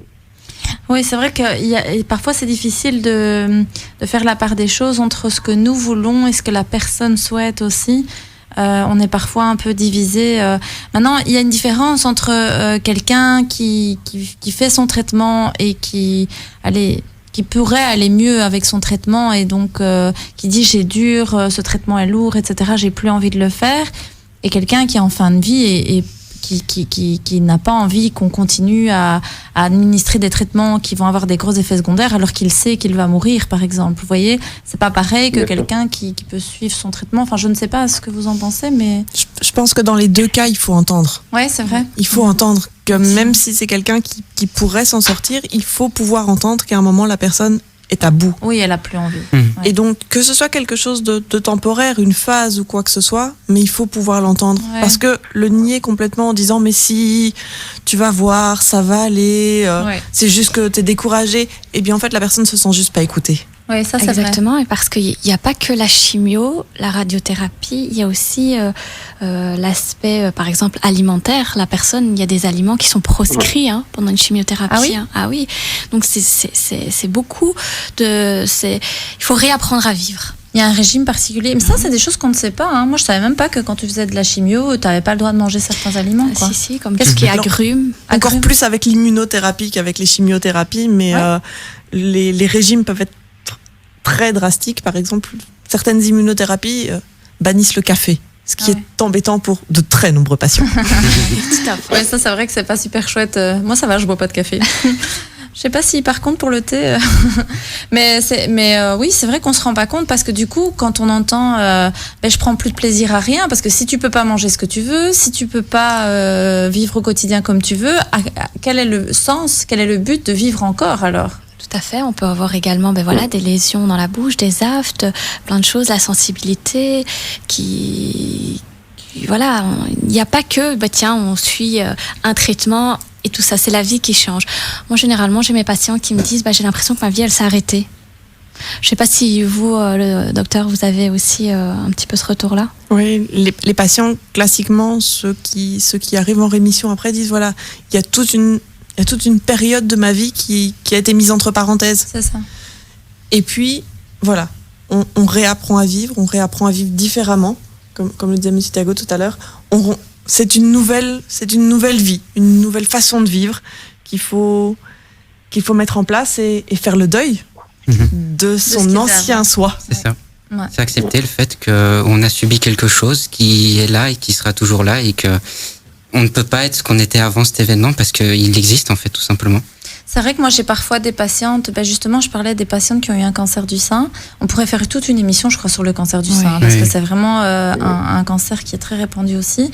Mais j'avais des jeunes femmes comme ça qui avaient le cancer du sein et qui disaient mais j'ai plus mon corps, on m'a pris mon corps et c'est plus mon corps et quand je me regarde dans le miroir j'arrive pas à me reconnaître et je me vois pas avoir un amoureux, je me vois plus avoir une sexualité, je me vois plus être épanouie dans ma vie sentimentale à cause de ça, alors que c'est vrai qu'il y a elles font de la chirurgie, des fois elles ont même des plus beaux seins que nous, je sais pas si je peux dire ça à la radio, mais elles font de la chirurgie quand même, elles peuvent faire de la chirurgie réparatrice et esthétique et c'est vrai qu'il y a des tatouages qui peuvent être faits pour bien, pour redessiner le sein, etc. Mais malgré ça, je pense qu'il y a vraiment quelque chose qui a été touché au niveau du psychisme pour ces personnes. On a pris leur féminité. C'est ça, c'est ce qu'elles disent souvent. C'est un symbole. C'est un symbole, oui, c'est vrai. Parce qu'après, il y a la paire de cheveux qui s'ajoute à ça, donc on a vraiment touché à leur féminité. Oui, c'est vrai. Les sourcils aussi qui tombent. Oui. Il y a toutes celles qui les épilent et qui les retirent complètement. Donc voilà. On peut essayer de trouver quelque chose pour... C'est vrai qu'il faut être dans une pulsion de vie, mais aussi les entendre. On peut être dans une pulsion de vie, à vouloir les encourager, peut-être pour les tatouages, peut-être pour les perruques, ou pour les aider à se faire plus jolies, à se maquiller, pour qu'elles retrouvent cette féminité. Il y a des centres qui sont spécialisés, où on apprend comment mettre un petit foulard pour ceux qui ne supportent pas les perruques, parce que quand il fait chaud, faut aussi la supporter. Il y a plein de choses qui peuvent être mises en place, je pense. Ah oui, mais c'est vrai que j'avais eu des contacts aussi avec à Bordeaux. Il y a des médecins spécialistes et qui vous disent un peu, qui orientent aussi, là-bas, tu peux aller faire un tatouage sur ça. J'ai des médecins qui connaissent des tatoueurs qui font, par exemple, que ça. Et je me dis, mais c'est génial, ça. Et à Bordeaux, il y a des dames également qui passent dans les services, ou qui réapprennent aux femmes à se maquiller. Ah ouais. Des esthéticiennes, par exemple, comme ça. C'est top. Ouais, ça c'est chouette. C'est des esthéticiennes sociales ou comment ça s'appelle ? Je ne me rappelle plus exactement le nom, mais elles sont vraiment spécialisées dans ce domaine-là et franchement, elles sont top. Ouais, c'est vrai qu'elles redonnent un peu le sourire aussi. Mais du coup, je me demandais aussi, en tant que professionnelle de la santé, parce que travailler dans ce domaine-là, c'est quand même pas rien. Comment on fait en tant que professionnel de la santé pour travailler avec des personnes qui sont parfois en fin de vie ? des personnes qui sont lourdement atteintes. Est-ce que ça a un impact sur le professionnel de la santé? Oui, totalement. Nous, en tant que soignants, donc infirmières, moi, c'est l'art de soigner. Les médecins, c'est l'art de guérir. Et là, malheureusement, on n'est plus réellement dans l'art de soigner ni de guérir. Donc, ça, c'est difficile. Puis, on s'attache aux patients. Surtout, moi, en tant qu'infirmière, c'est des patients qu'on côtoie, soit à court terme ou même sur 1 mois, 2 mois, 6 mois, suivant, l'espérance de vie. Donc, c'est difficile, de perdre quelqu'un. Il y en a parfois qui disent, oui, mais bon, c'est votre travail. Mais non, voir une personne décédée, on voit les familles pleurer. On ne doit pas être des éponges. C'est très difficile de mettre une barrière thérapeutique dans ces cas-ci, parce qu'on s'attache. Et même, je pense à notre médecin, traitant, qui parfois voit des patients, depuis des années, et à qui on annonce, une maladie qui est incurable, malheureusement. C'est dur. On peut pas, tiens, c'est bon, notre journée est finie, on n'y pense plus. On est touché. Mais après, au sein de l'hôpital, il y a des réunions avec des psychologues et on discute de tout ça. Vous êtes supervisé dans les hôpitaux? Oui. Ouais. Au domicile, un peu moins, malheureusement. C'est ce qui est un peu difficile. Après, il y a des psychologues qui ont mis des numéros en place pour les professionnels de la santé qu'on peut appeler quand on a difficile psychologiquement, et ça, c'est pas mal. Mais c'est vrai que les infirmières à domicile, ou peut-être aussi les médecins traitants, je trouve qu'il y a un manque à ce niveau-là, et peut-être qu'il faudrait le combler. Oui. Vous êtes d'accord, docteur Girard? Oui, classiquement, surtout quand on imagine le médecin traitant peut-être plus encore à l'ancienne, celui qui travaille tout seul dans son cabinet, il est vraiment tout seul. Donc c'est vrai qu'on a de plus en plus l'occasion et le besoin de se mettre dans des centres ou de travailler de manière multidisciplinaire et donc d'organiser des réunions où on peut échanger un petit peu sur ce genre de situation, parce qu'effectivement ce n'est facile pour personne. Et comme on disait, quand on suit quelqu'un peut-être depuis 20, 30, 40 ans, c'est difficile, pas autant que pour la famille, mais c'est difficile aussi d'entendre que cette personne va mourir. Ouais. Et puis nous par exemple à domicile, souvent la famille nous appelle quand il y a le décès, puis on fait souvent appel au médecin traitant qui vient constater que la personne est décédée, donc c'est pas évident. Puis on doit aussi camoufler entre guillemets nos émotions parce qu'il y a la famille qui est triste, donc c'est difficile. Ouais, vous devez rester solide, on va dire. Vous devez rester solide. Exactement. Et pas vous imaginez, en tant qu'infirmière à domicile, on vit au quotidien chez la personne. C'est pas comme à l'hôpital, on rentre dans son intimité, dans sa maison. Parfois, on est les seules personnes qui voient sur la journée, parce que les familles, malheureusement, à l'heure actuelle, on travaille, on emmène les enfants à l'école, on tourne, donc la famille est parfois moins présente. Mais nous, ils nous voient quotidiennement.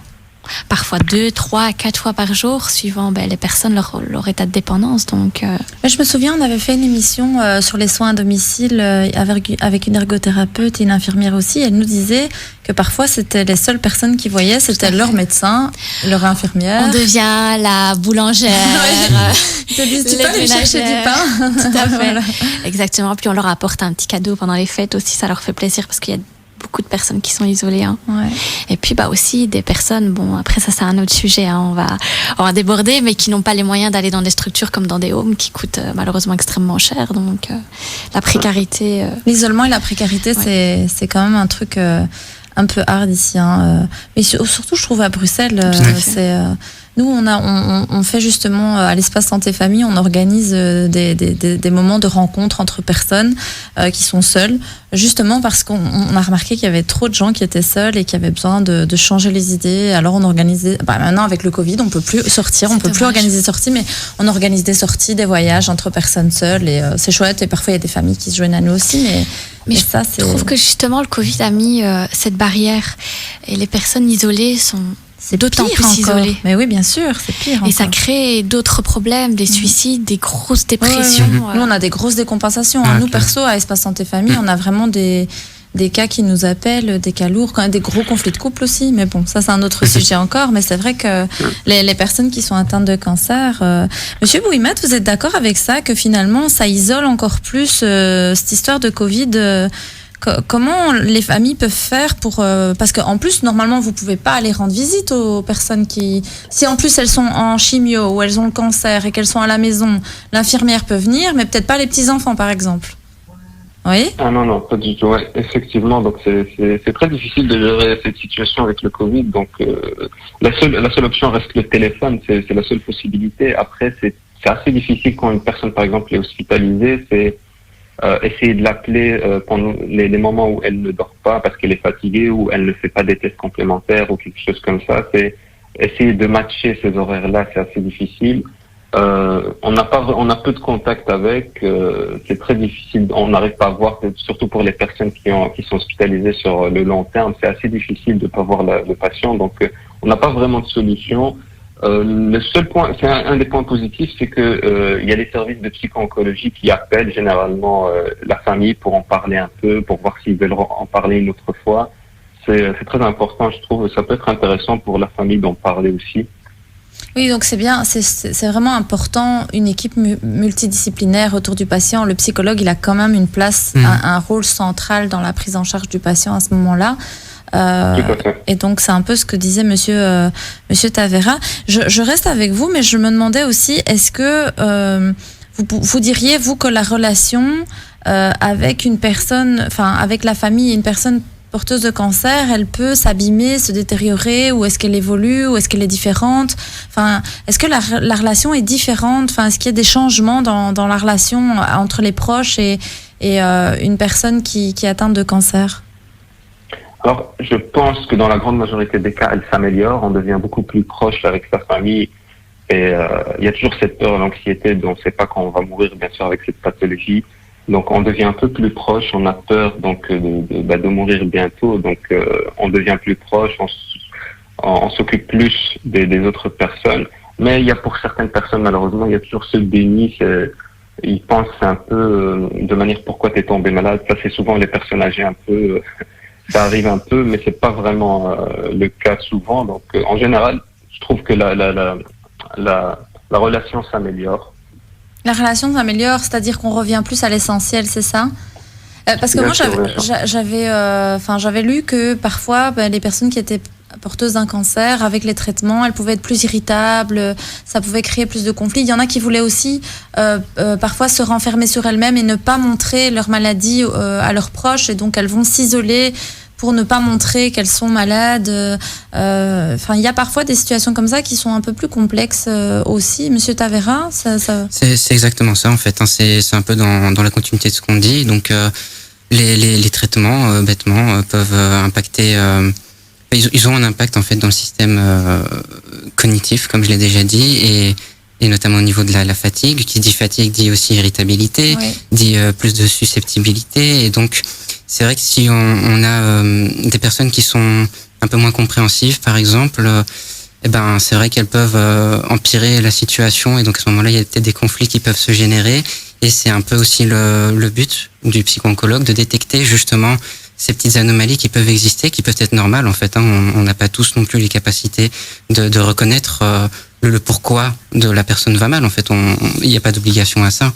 Et justement, pouvoir appuyer ces petits points-là, essayer de remettre les choses en l'état, de faire comprendre aux gens, ça permet d'améliorer la situation grandement en fait, et de ramener en fait cet équilibre qui est perdu et qui parfois amène même le patient en fait à arrêter ses traitements parce que elle en a marre en fait tout simplement. Oui. Donc tout à l'heure on parlait justement de laisser le patient pouvoir s'exprimer par rapport à son vécu, par rapport au traitement, s'il a plus envie de le prendre, voilà. Et donc l'idée c'est vraiment d'aller le chercher là où il est et de respecter ça aussi même par rapport à ses changements d'humeur, de voir il change d'humeur, on le prend là comme il est et on sait que c'est à cause de sa maladie et donc on va pas peut-être surenchérir quoi. C'est un peu ça. Ok, chers auditeurs, il nous reste encore 20 minutes, mais on va devoir faire une petite pause. Et donc, pour cette dernière partie d'émission, nos spécialistes vont vous donner quelques conseils. Et donc, je vous propose de rester avec nous.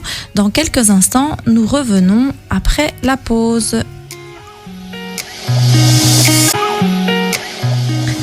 Nous sommes de retour dans cette toute dernière partie de l'émission Santé pour tous. Vous êtes au 106.8 sur Arabelle FM. Je suis Leblic Virginie, votre animatrice de l'émission. Nous sommes en présence de Dr Girard, de Thiago Tavera, Oumalal Siham et Monsieur Bouhimed Louaï. Ce sont des spécialistes qui accompagnent des personnes qui souffrent de cancer, leur famille également. Et donc, on parlait de l'évolution de la relation avec la famille juste avant la pause. Ici, moi, je me demandais finalement, mais une infirmière qui travaille en oncologie, quel genre de qualité elle doit avoir pour pouvoir travailler dans ce service? Alors, elle a besoin d'empathie, d'écoute, du sens du dévouement, une communication aisée, de la patience, de la douceur, une ouverture d'esprit et de tolérance. Elle a besoin d'une prise de recul. Elle a besoin d'une maîtrise de soi. Elle a besoin de rigueur et de précision, de sens de l'observation, d'une capacité d'adaptation et de réactivité, et une résistance physique. Physique aussi. Ouais. Pourquoi physique? Parce que voilà, ça influence un petit peu tout. Les émotions, elles influencent aussi un petit peu le physique, dans le sens où on travaille 2 heures, 3 heures, 4 heures, 5 heures debout, sans manger, sans aller aux toilettes. Il faut une résistance physique, hein. Ouais. C'est important. Hein. Même en cette période, hein, avec le encore Covid. Plus, alors là, encore plus. Hein, vrai quand on est déguisé en cosmonaute pendant plusieurs heures, c'est difficile. Hein. Ouais. D'ailleurs, il y en a qui disent qu'ils se retiennent même d'aller aux toilettes. Ah ouais, mais tout à fait. Pour pas devoir tous déshabiller, tous rhabiller. Parce qu'en plus, c'est chez chaque patient qu'il faut s'habiller, se déshabiller. Ah, hein. oui. Parce qu'on se promène pas dans tout l'hôpital en cosmonaute. Hein. Ouais. C'est vrai qu'il y a pas longtemps, j'étais en pédiatrie à Saint-Luc, aux urgences. Et comme on revenait de vacances, c'était pendant l'été, là, on revenait de vacances à l'étranger. Donc la dame, elle avait mis toute une combinaison là pour ausculter mon fils, et j'ai vu qu'elle l'avait mis que pour nous, et après elle avait tout jeté, et puis elle était repartie. Et je me dis mince, alors et si elle revient, elle va devoir le remettre. Mais c'est vraiment ça. Hein. Ouais. Donc ça amène à d'autres problèmes, à être moins présente, malheureusement, à ne pas répondre à la sonnette du voisin qui appelle depuis 20 minutes parce que voilà, on peut pas sortir comme on veut d'une chambre.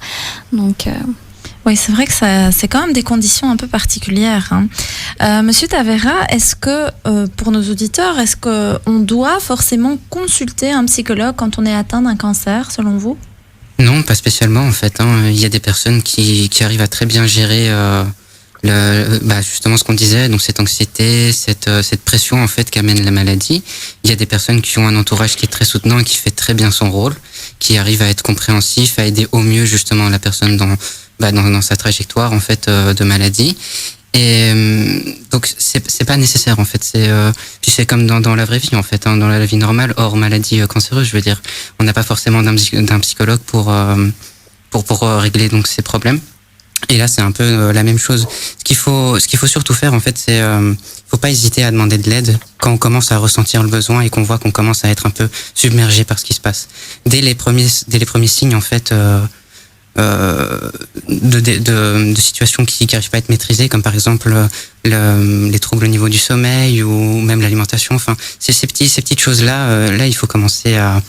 Si bien évidemment c'est pas dû à cause d'un traitement ou de la maladie en elle-même. Hein. Mais donc c'est à ce moment-là où il faut penser à aller consulter. C'est-à-dire des symptômes qui handicapent le quotidien et qui font que la personne, ça peut atteindre son moral, ses émotions. Voilà, c'est plus dans ce sens-là en fait, ouais, exactement. Moi, je voudrais dire aussi un petit quelque chose mon ressenti que j'ai pu avoir à travers mes patients, c'est que c'est pas parce que vous allez voir un psychologue que vous êtes fou, parce que les gens ils ont cette impression. Je vais chez un psychologue ou un psychiatre, tiens, ça veut dire que je suis fou, je suis pas stable psychologiquement. Ouais. Non, on a besoin parfois de parler. Pour trouver des solutions, justement. Oui, le psychologue, c'est vrai que on y va. Tout le monde peut y aller, quoi. C'est vraiment une personne qui est là, qui accompagne dans une réflexion personnelle. Mais il y a cette image. Tiens, je vais essayer un professionnel. Voilà. Tiens, je suis fou. Mais moi, j'ai des patients. C'est vrai qu'en général, ils disent je suis chez le docteur. Hein. Ils disent pas je suis chez la psychologue. Je suis chez le docteur. Et même quand ils m'appellent, c'est docteur Leblic. Je suis pas docteur, c'est Madame Leblic. Donc, et que la famille également n'hésite pas, parce que parfois ils se mettent cette barrière en se disant je ne peux pas faire appel. Voilà, ma mère ou ma sœur ou ma tante ou voilà. C'est tabou. C'est tabou. C'est un peu tabou. Il y en a aussi qui se sentent pas légitimes en fait de demander de l'aide parce qu'ils se disent c'est pas moi en fait le malade et j'ai pas à faire la victime en fait. Alors que si on a un problème, on a un problème. Faut pas hésiter. Si on souffre, il faut pouvoir reconnaître sa souffrance. C'est déjà une première étape en fait. Hein. Donc, Monsieur Bouimet, vous êtes d'accord avec ce qui est dit ici par rapport au fait de pouvoir, que les démarches sont parfois pas évidentes pour aller voir un psychologue? Alors tout à fait, c'est vrai que au début, on pense pas vraiment à un psychologue quand on est diagnostiqué d'un cancer, on se dit que c'est pas... on n'y pense vraiment pas en fait. Parfois il y a les médecins qui oublient peut-être de le mentionner si vous en avez besoin, mais pendant le traitement, donc après quelques mois qu'ils ont commencé le traitement, ils en parlent. On oublie ce côté-là en fait, et on oublie que le patient ne va probablement pas tout dire aussi à son entourage. Il y a beaucoup de choses qu'ils préfèrent garder pour soi, et donc ils ont besoin d'en parler pour se sentir un peu mieux. Donc c'est vraiment très important, je trouve, de parler un peu de tout, et de peut-être pas faire un suivi complet, donc mais de rencontrer le psychologue de temps en temps, en parler un peu, ça peut les soulager. Oui. Et du coup, je me demandais, docteur Girard, quels sont les dispositifs qui sont mis en place pour traiter les symptômes en post-traitement ? Eh bien, en réalité, pas grand-chose de mis en place de manière systématique. On va prendre en charge les symptômes au fur et à mesure qu'ils vont se présenter, mais il n'y a pas grand-chose qui soit mis de manière systématique. Ouais. Du coup, ça c'est vrai que c'est un petit manquement. Faudrait envoyer un petit signal à nos politiques, ou alors que nos médecins aillent bagarrer ou manifester encore. Donc, pour voir un petit peu si on pouvait mettre des choses un peu plus en place, justement pour traiter ces symptômes post-traitement. Est-ce que éventuellement, on pourrait avoir quelques recommandations, Monsieur Tavera, pour les personnes qui souffrent de cancer, en tant que psy, qu'est-ce qu'on pourrait recommander à ces personnes ? Qu'il faut pas hésiter en fait à demander de l'aide si c'est nécessaire pour eux, s'ils en ressentent le besoin. Il y a des services qui sont très compétents et qui existent, comme par exemple le service de psycho-oncologie à Bordeaux, que je connais tout particulièrement. Et faut pas en fait minimiser les symptômes non plus. Faut pas se dire c'est normal que je sois fatigué, c'est parce que j'ai le cancer. Non, si on arrive à prendre en charge un symptôme le plus tôt possible, c'est mieux. Pourquoi ? Parce que ça permet aussi de mettre en place quelque chose en fait pour répondre à ce symptôme et essayer justement de l'éliminer le plus tôt possible en fait. Ce qui va permettre à la personne de mieux vivre son combat. Donc c'est vraiment faire appel aux professionnels le plus rapidement possible. Oui, voilà. C'est un peu comme sentent le besoin. Là, c'est au niveau psychologique. Tout à l'heure, docteur Girard disait, même par rapport au cancer, de pouvoir le détecter le plus rapidement possible. Ça, c'est vraiment essentiel finalement pour la prise en charge. Je me dirais, qu'est-ce qu'on pourrait peut-être, docteur Girard, conseiller à nos malades en cette période de Covid ? De ne pas hésiter à aller suivre leur traitement, à contacter leur médecin s'ils ont la moindre question, le moindre souci. Alors voilà, les conditions sont plus complexes pour atteindre les professionnels de la santé, il est vrai, mais on répond. Donc ça dépend quel professionnel. Il y a des médecins qui sont là, mais il y en a d'autres qui ne sont pas là. Et ne pas hésiter à contacter pour nos malades, son oncologue, et si l'oncologue ne répond pas, son médecin traitant. Contacter les gens. Ne pas hésiter à se dire, c'est pas parce que on est en période Covid qu'un symptôme est moins important. Ou qu'une prise en charge est moins importante. Donc, contacter quelqu'un et ne pas hésiter et ne pas se dire, comme parfois se disent les patients, les médecins sont tous débordés par le Covid et donc on ne va pas les déranger. Nos patients ne nous dérangent pas. Oui, c'est notre travail finalement. Exactement. Moi aussi, j'ai des patients qui m'appellent et qui me disent, vous consultez encore ? J'ai dit, oui, je vais pas m'arrêter de consulter, même si, on peut le faire soit à distance, soit vous venez sur place, mais nous, on est ouvert et on est là et on accueille nos patients. Après, on peut quand même dire aux patients, si vous avez des symptômes de Covid, s'il vous plaît, ne venez pas, parce que j'en ai eu quelques-uns cette semaine et j'ai dû encore faire le test. Donc, téléphonez à votre médecin. Mon test revient à chaque fois négatif, mais téléphonez. Oui. Ne vous rendez pas sur place. Ne vous rendez pas sur place, téléphonez à votre médecin. Oui, parce que c'est vrai que ça aussi, il faut être conscient quand même quand on a les symptômes du Covid. Il faut éviter de venir sur place. On aime nos patients. Il faut éviter de sortir de chez soi. Tout court. Oui, ne sortez pas de chez vous. En fait, je trouve que ce qui est compliqué aussi, c'est que tout le monde n'a pas accès à Internet, à avoir un PC, avoir un téléphone, pour garder le contact, parce que si on doit appeler son médecin ou son psy, moi par exemple, je vais dire à mes patients, oui, on va faire la consultation par vidéoconférence. Ils me regardent, vidéoconférence, Zoom, je connais pas. Alors des fois, ils viennent pour une consultation, puis je leur installe l'application sur le téléphone, et puis la suivante, on l'a fait par vidéoconférence. Mais c'est vrai que c'est quand même pas évident cette période. Et Et beaucoup de gens ne vont pas se faire soigner. Et puis il y en a d'autres, ils doivent se faire soigner, mais ils n'ont pas les moyens peut-être de pouvoir avoir accès au système de réseau, etc. Et je pense aussi à tous nos étudiants, pour qui c'est pas évident non plus à l'heure actuelle. Et les familles qui veulent voir aussi aller rendre visite. Et par exemple, si on prend des personnes âgées et qu'on veut lui parler en vidéoconférence, mais toutes les personnes âgées ne savent pas utiliser WhatsApp ou ne savent pas utiliser... Moi, ma grand-mère, elle n'a pas de GSM. Et même pour les en étudiants, 2020, mais non, elle n'en a pas. Donc, les étudiants, c'est très difficile, dont notamment les étudiants infirmiers qu'on a poussés et qu'on leur demande de prendre des responsabilités alors qu'ils sont pas aptes, malheureusement. C'est vrai qu'il y a des jeunes infirmiers qu'on a réquisitionnés en disant hop, tu vas aller travailler à l'hôpital. Ils sont en première, deuxième année. Tout à fait. À mon avis, troisième, quatrième, je pense. Troisième, quatrième quand même. Il vaudrait mieux. Mais néanmoins, ils doivent quand même apprendre. Ah oui, mais il vaudrait mieux, mais c'est déjà, tu sais, prendre une deuxième, troisième année d'infirmière, c'est moins pire que quelqu'un qui prendre un plombier pour faire nos actes. Moi, j'ai entendu une logopède et j'ai entendu psychologue et logopède qui pouvaient devenir infirmiers. J'ai un peu rigolé. Alors moi, je vais vous dire véridique, franchement, moi je vois une goutte de sang, je tombe dans les patates, quoi. Donc je suis pas du tout courageuse pour ces trucs-là. Moi je fais une piqûre, je dois fermer les yeux, tourner la tête comme ça, c'est catastrophique. On a une infirmière qui travaille chez nous. La dernière fois, j'ai juste pris son sac poubelle et j'ai fait un malaise. Donc pris son sac poubelle, il y avait des petites compresses comme ça où je voyais qu'il y avait un peu de sang, mais rien de très grave. Mais ça y est, j'ai fait un malaise. J'avais le sac poubelle, je me suis affalée dans le fauteuil. J'ai dit non, ça va pas, je me sens pas bien. Donc c'est-à-dire que à l'heure actuelle, nous, en tant que professionnels de la santé, donc moi infirmière, on a l'impression que maintenant notre métier est découpé.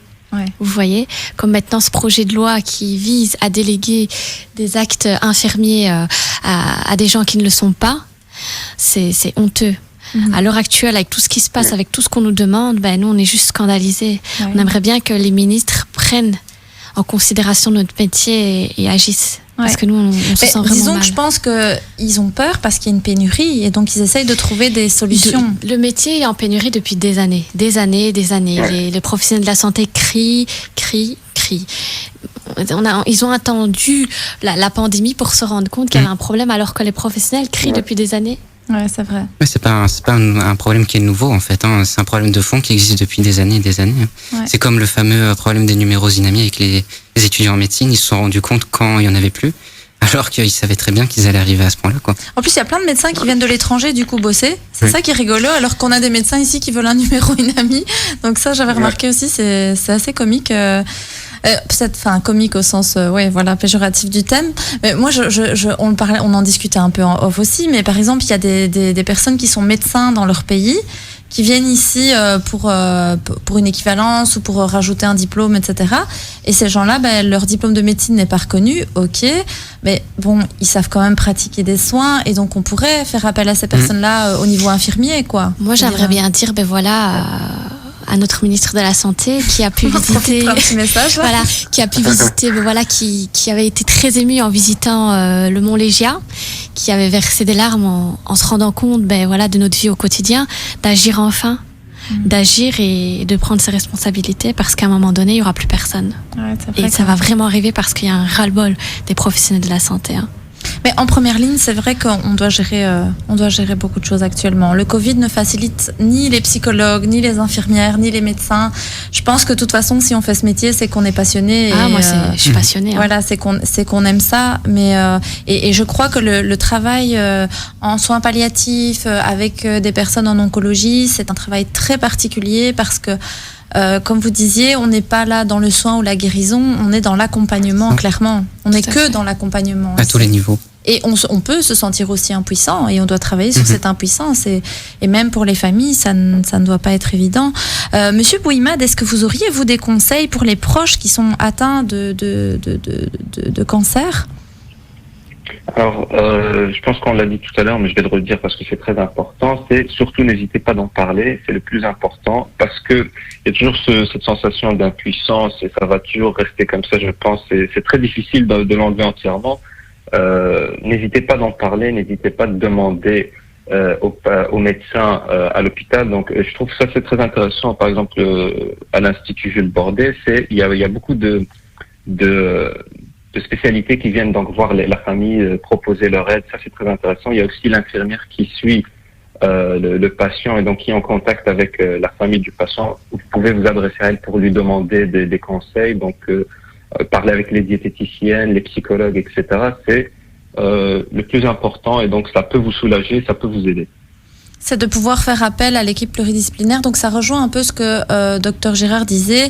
Il ne faut pas hésiter à faire appel aux professionnels de la santé, à poser des questions. Ils sont là. Les patients ne nous dérangent pas et ils sont là pour répondre à vos besoins et à vos questions. C'est leur travail. Donc, Madame Oumalel, un dernier mot peut-être pour clôturer tout doucement cette émission. Je dirais vivez votre vie, profitez de vos proches. Profitez de ces petits bonheurs au quotidien parce que la vie est courte. La vie est très courte. Monsieur Tavera, une petite recommandation? Donc comme je l'ai dit, si vous avez un problème, il ne faut pas hésiter à contacter les équipes professionnelles en fait, qui sont à votre disposition parce que c'est pour ça qu'elles sont là en fait. Docteur Gérard, un petit mot pour clôturer l'émission? Eh bien, je dirais essayez de ne pas vous exposer aux toxiques pour essayer de limiter les risques de cancer et favoriser le dépistage parce que comme on disait, au plus tôt, au plus simple à soigner. Oui, tout à fait, c'est clair. Je vous remercie tous d'avoir été présents dans cette émission aujourd'hui. Une belle émission, aussi très chouette de voir autant de professionnels impliqués et qui aiment leur métier. C'est ce que j'aime aussi dans cette émission Santé pour tous. Chers auditeurs, vous pouvez nous suivre sur notre page Facebook Santé pour tous. Je vous dis à samedi prochain de 14 à 16h. Et donc, profitez, amusez-vous bien, profitez de la vie, même avec le Covid, aimez-vous et mangez sainement. Bonne journée. Nous sommes de retour dans cette toute dernière partie de l'émission Santé pour tous. Vous êtes au 106.8 sur Arabelle FM. Je suis Leblic Virginie, votre animatrice de l'émission. Nous sommes en présence de Dr Girard, de Thiago Tavera, Oumalal Siham et Monsieur Bouhimed Louaï. Ce sont des spécialistes qui accompagnent des personnes qui souffrent de cancer, leur famille également. Et donc, on parlait de l'évolution de la relation avec la famille juste avant la pause. Ici, moi, je me demandais finalement, mais une infirmière qui travaille en oncologie, quel genre de qualité elle doit avoir pour pouvoir travailler dans ce service? Alors, elle a besoin d'empathie, d'écoute, du sens du dévouement, une communication aisée, de la patience, de la douceur, une ouverture d'esprit et de tolérance. Elle a besoin d'une prise de recul. Elle a besoin d'une maîtrise de soi. Elle a besoin de rigueur et de précision, de sens de l'observation, d'une capacité d'adaptation et de réactivité, et une résistance physique. Physique aussi? Oui. Pourquoi physique? Parce que voilà, ça influence un petit peu tout, les émotions, elles influencent aussi un petit peu le physique, dans le sens où on travaille 2 heures, 3 heures, 4 heures, 5 heures debout, sans manger, sans aller aux toilettes. Il faut une résistance physique, Ouais. C'est important. Même en cette période, avec le encore Covid. Plus, alors là, encore plus. Quand on est déguisé en cosmonaute pendant plusieurs heures, c'est difficile. Ouais. D'ailleurs, il y en a qui disent qu'ils se retiennent même d'aller aux toilettes. Ah ouais, mais tout à fait. Pour pas devoir tous déshabiller, tous réhabiller. Parce qu'en plus, c'est chez chaque patient qu'il faut s'habiller, se déshabiller. Oui. Parce qu'on se promène pas dans tout l'hôpital en cosmonaute. Ouais. C'est vrai qu'il y a pas longtemps, j'étais en pédiatrie à Saint-Luc, aux urgences. Et comme on revenait de vacances, c'était pendant l'été, là, on revenait de vacances à l'étranger. Donc la dame, elle avait mis toute une combinaison là pour ausculter mon fils. Et j'ai vu qu'elle l'avait mis que pour nous. Et après, elle avait tout jeté et puis elle était repartie. Et je me dis, mince, alors et si elle revient, elle va devoir le remettre. Mais c'est vraiment ça. Ouais. Donc ça amène à d'autres problèmes, à être moins présente, malheureusement, à ne pas répondre à la sonnette du voisin qui appelle depuis 20 minutes parce que on peut pas sortir comme on veut d'une chambre. Donc oui, c'est vrai que c'est quand même des conditions un peu particulières. Monsieur Tavera, est-ce que, pour nos auditeurs, est-ce qu'on doit forcément consulter un psychologue quand on est atteint d'un cancer, selon vous? Non, pas spécialement en fait. Il y a des personnes qui arrivent à très bien gérer justement ce qu'on disait, donc cette anxiété, cette pression en fait qu'amène la maladie. Il y a des personnes qui ont un entourage qui est très soutenant et qui fait très bien son rôle, qui arrive à être compréhensif, à aider au mieux justement la personne dans sa trajectoire en fait de maladie. Et donc c'est pas nécessaire en fait. Puis c'est comme dans la vraie vie en fait, dans la vie normale, hors maladie cancéreuse. Je veux dire, on n'a pas forcément d'un psychologue pour régler donc ces problèmes. Et là, c'est un peu la même chose. Ce qu'il faut surtout faire, en fait, c'est faut pas hésiter à demander de l'aide quand on commence à ressentir le besoin et qu'on voit qu'on commence à être un peu submergé par ce qui se passe.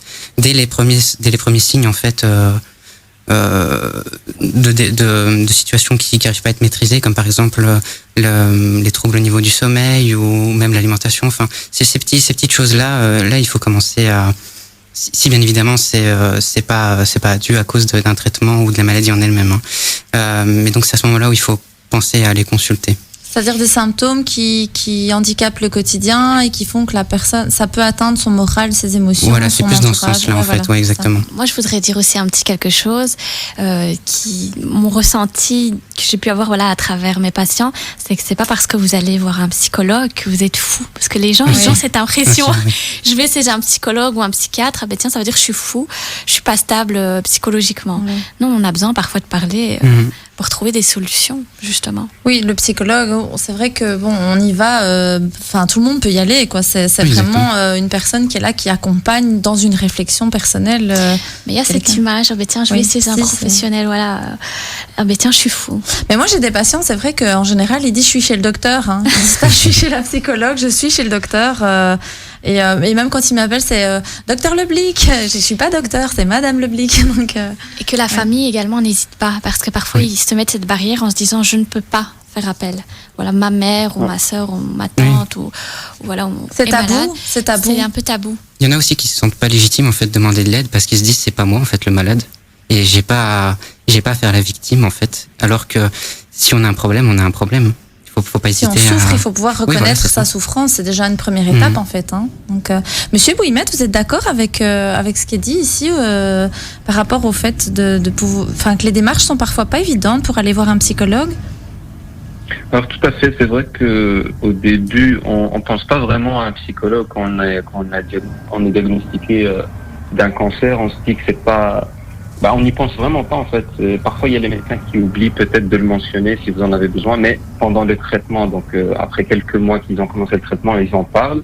On oublie ce côté-là en fait, et on oublie que le patient ne va probablement pas tout dire aussi à son entourage. Il y a beaucoup de choses qu'ils préfèrent garder pour soi, et donc ils ont besoin d'en parler pour se sentir un peu mieux. Donc c'est vraiment très important, je trouve, de parler un peu de tout et de peut-être pas faire un suivi complet, donc mais de rencontrer le psychologue de temps en temps, parler un peu, ça peut les soulager. Oui. Et du coup, je me demandais, docteur Girard, quels sont les dispositifs qui sont mis en place pour traiter les symptômes en post-traitement? Eh bien, en réalité, pas grand-chose de mis en place de manière systématique. On va prendre en charge les symptômes au fur et à mesure qu'ils vont se présenter, mais il n'y a pas grand-chose qui soit mis de manière systématique. Ouais. Du coup, ça c'est vrai que c'est un petit manquement. Faudrait envoyer un petit signal à nos politiques, ou alors que nos médecins aillent bagarrer ou manifester encore. Hein, donc, pour voir un petit peu si on pouvait mettre des choses un peu plus en place, justement pour traiter ces symptômes post-traitement. Est-ce que éventuellement, on pourrait avoir quelques recommandations, Monsieur Tavera, pour les personnes qui souffrent de cancer, en tant que psy, qu'est-ce qu'on pourrait recommander à ces personnes? Qu'il faut pas hésiter en fait à demander de l'aide si c'est nécessaire pour eux, s'ils en ressentent le besoin. Il y a des services qui sont très compétents et qui existent, comme par exemple le service de psycho-oncologie à Bordeaux, que je connais tout particulièrement. Et faut pas en fait minimiser les symptômes non plus. Faut pas se dire c'est normal que je sois fatigué, c'est parce que j'ai le cancer. Non, si on arrive à prendre en charge un symptôme le plus tôt possible, c'est mieux. Pourquoi? Parce que ça permet aussi de mettre en place quelque chose en fait pour répondre à ce symptôme et essayer justement de l'éliminer le plus tôt possible en fait, ce qui va permettre à la personne de mieux vivre son combat. Donc c'est vraiment faire appel aux professionnels le plus rapidement possible. Hein. Oui, voilà. C'est un peu comme le besoin. Là, c'est au niveau psychologique. Tout à l'heure, docteur Girard disait, même par rapport au cancer, de pouvoir le détecter le plus rapidement possible. Ça, c'est vraiment essentiel finalement pour la prise en charge. Je me dirais, qu'est-ce qu'on pourrait peut-être, docteur Girard, conseiller à nos malades en cette période de Covid ? De ne pas hésiter à aller suivre leur traitement, à contacter leur médecin s'ils ont la moindre question, le moindre souci. Alors voilà, les conditions sont plus complexes pour atteindre les professionnels de la santé, il est vrai, mais on répond. Donc ça dépend quel hésiter. professionnel. Il y a des médecins qui sont là, mais il y en a d'autres qui sont pas là. Et ne pas hésiter à contacter pour nos malades, son oncologue, et si l'oncologue ne répond pas, son médecin traitant. Contacter les gens, ne pas hésiter à se dire c'est pas parce que on est en période Covid qu'un symptôme est moins important ou qu'une prise en charge est moins importante. Donc contacter quelqu'un et ne pas hésiter et ne pas se dire comme parfois se disent les patients, les médecins sont tous débordés par le Covid et donc on va pas les déranger. Nos patients ne nous dérangent pas. Oui, c'est notre travail finalement. Hein. Exactement. Oui. Moi aussi, j'ai des patients qui m'appellent et qui me disent vous consultez encore. J'ai dit oui, je vais pas m'arrêter de consulter, même si on peut le faire soit à distance, soit vous venez sur place, mais nous on est ouvert et on est là et on accueille nos patients. Après, on peut quand même dire aux patients si vous avez des symptômes de Covid, s'il vous plaît, ne venez pas parce que j'en ai eu quelques-uns cette semaine et j'ai dû encore faire le test. Donc, téléphonez à votre mon test médecin. revient à chaque fois négatif, mais téléphonez. Oui. Ne vous rendez pas sur place. Ne vous rendez pas sur place, téléphonez à votre médecin. Oui, parce que c'est vrai que ça aussi, il faut être conscient quand même quand on a les symptômes du Covid. Il faut éviter de venir sur place. On aime nos patients. Il faut éviter de sortir de chez soi. Tout court. Oui, ne sortez pas de chez vous. En fait, je trouve que ce qui est compliqué aussi, c'est que tout le monde n'a pas accès à Internet, à avoir un PC, avoir un téléphone, pour garder le contact, parce que si on doit appeler son médecin ou son psy, moi par exemple, je vais dire à mes patients, on va faire la consultation par vidéoconférence.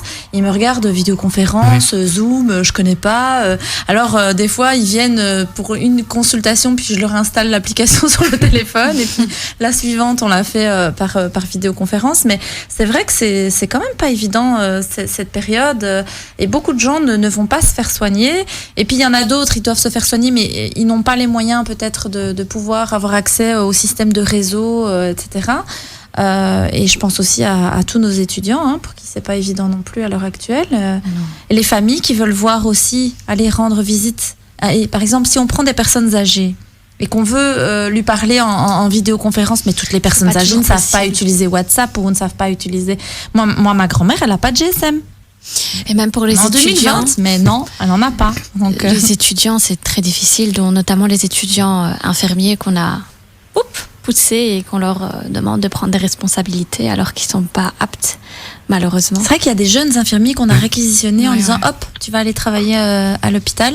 Ils sont en première, deuxième année. Tout à fait. À mon avis, troisième, quatrième, je pense. Troisième, quatrième quand même. Il vaudrait mieux. Mais néanmoins, ils doivent quand même apprendre. Ah oui, mais il vaudrait mieux, mais c'est déjà, tu sais, prendre une deuxième, troisième année d'infirmière, c'est moins pire que quelqu'un qui prendrait un plombier pour faire nos actes. Moi, j'ai entendu une logopède et j'ai entendu psychologue et logopède qui pouvaient devenir infirmiers. J'ai un peu rigolé. Alors moi, je vais vous dire véridique, franchement, moi je vois une goutte de sang, je tombe dans les patates, quoi. Donc je suis pas du tout courageuse pour ces trucs-là. Moi je fais une piqûre, je dois fermer les yeux, tourner la tête comme ça, c'est catastrophique. On a une infirmière qui travaille chez nous. La dernière fois, j'ai juste pris son sac poubelle et j'ai fait un malaise. Donc pris son sac poubelle, il y avait des petites compresses comme ça où je voyais qu'il y avait un peu de sang, mais rien de très grave. Mais ça y est, j'ai fait un malaise. J'avais le sac poubelle, je me suis affalée dans le fauteuil. J'ai dit non, ça va pas, je me sens pas bien. Donc c'est-à-dire que à l'heure actuelle, nous, en tant que professionnels de la santé, donc moi infirmière, on a l'impression que maintenant notre métier est découpé. Vous voyez, comme maintenant ce projet de loi qui vise à déléguer des actes infirmiers à des gens qui ne le sont pas, c'est honteux. À l'heure actuelle, avec tout ce qui se passe, avec tout ce qu'on nous demande, nous on est juste scandalisés. On aimerait bien que les ministres prennent en considération notre métier et agissent. Parce que nous, on se sent vraiment disons mal. que je pense qu'ils ont peur parce qu'il y a une pénurie et donc ils essayent de trouver des solutions. Le métier est en pénurie depuis des années. Les professionnels de la santé crient. Ils ont attendu la pandémie pour se rendre compte qu'il y avait un problème alors que les professionnels crient depuis des années. Ouais, c'est vrai. Mais c'est pas un problème qui est nouveau en fait. C'est un problème de fond qui existe depuis des années et des années. Ouais. C'est comme le fameux problème des numérosinamies avec les étudiants en médecine. Ils se sont rendus compte quand il y en avait plus Alors qu'ils savaient très bien qu'ils allaient arriver à ce point-là, quoi. En plus, il y a plein de médecins qui viennent de l'étranger, du coup, bosser. C'est Oui. ça qui est rigolo, alors qu'on a des médecins ici qui veulent un numéro, une amie. Donc ça, j'avais remarqué aussi, c'est assez comique. Peut-être, enfin, comique au sens, péjoratif du thème. Mais moi, on en discutait un peu en off aussi, mais par exemple, il y a des personnes qui sont médecins dans leur pays, qui viennent ici pour une équivalence ou pour rajouter un diplôme, etc. Et ces gens-là, leur diplôme de médecine n'est pas reconnu, ok, mais bon, ils savent quand même pratiquer des soins, et donc on pourrait faire appel à ces personnes-là au niveau infirmier, quoi. Moi, j'aimerais bien dire, à notre ministre de la Santé qui a pu visiter, un petit message, là. voilà, qui a pu visiter, qui avait été très ému en visitant le Mont Légia, qui avait versé des larmes en se rendant compte, de notre vie au quotidien, d'agir enfin, d'agir et de prendre ses responsabilités, parce qu'à un moment donné, il y aura plus personne. Ouais, c'est vrai Et ça va vraiment arriver parce qu'il y a un ras-le-bol des professionnels de la santé. Hein. Mais en première ligne, c'est vrai qu'on doit gérer beaucoup de choses actuellement. Le Covid ne facilite ni les psychologues, ni les infirmières, ni les médecins. Je pense que de toute façon, si on fait ce métier, c'est qu'on est passionné. Moi, je suis passionnée. Voilà, c'est qu'on aime ça. Mais et je crois que le travail en soins palliatifs avec des personnes en oncologie, c'est un travail très particulier parce que comme vous disiez, on n'est pas là dans le soin ou la guérison, on est dans l'accompagnement, clairement. On n'est que dans l'accompagnement. À tous les niveaux. Et on peut se sentir aussi impuissant, et on doit travailler sur cette impuissance. Et même pour les familles, ça ne doit pas être évident. Monsieur Bouimad, est-ce que vous auriez, vous, des conseils pour les proches qui sont atteints de cancer ? Alors, je pense qu'on l'a dit tout à l'heure, mais je vais le redire parce que c'est très important. C'est surtout n'hésitez pas d'en parler, c'est le plus important, parce que il y a toujours cette sensation d'impuissance et ça va toujours rester comme ça. Je pense c'est très difficile de l'enlever entièrement. N'hésitez pas d'en parler, n'hésitez pas de demander aux médecins à l'hôpital. Donc, je trouve ça c'est très intéressant. Par exemple, à l'Institut Jules Bordet, il y a beaucoup de spécialités qui viennent donc voir la famille proposer leur aide. Ça, c'est très intéressant. Il y a aussi l'infirmière qui suit le patient et donc qui est en contact avec la famille du patient. Vous pouvez vous adresser à elle pour lui demander des conseils. Donc, parler avec les diététiciennes, les psychologues, etc. C'est le plus important et donc ça peut vous soulager, ça peut vous aider. C'est de pouvoir faire appel à l'équipe pluridisciplinaire. Donc ça rejoint un peu ce que Dr Girard disait. Il ne faut pas hésiter à faire appel aux professionnels de la santé, à poser des questions. Ils sont là. Les patients ne nous dérangent pas et ils sont là pour répondre à vos besoins et à vos questions. C'est leur travail. Donc, Madame Oumalel, un dernier mot peut-être pour clôturer tout doucement cette émission. Je dirais vivez votre vie, profitez de vos proches. Profitez de ces petits bonheurs au quotidien parce que la vie est courte. La vie est très courte. Monsieur Tavera, une petite recommandation ? Donc, comme je l'ai dit, si vous avez un problème, il ne faut pas hésiter à contacter les équipes professionnelles en fait, qui sont à votre disposition parce que c'est pour ça qu'elles sont là en fait. Docteur Gérard, un petit mot pour clôturer l'émission ? Eh bien, je dirais essayez de ne pas vous exposer aux toxiques pour essayer de limiter les risques de cancer et favoriser le dépistage parce que comme on disait, au plus tôt, au plus simple à soigner. Oui, tout à fait. C'est clair.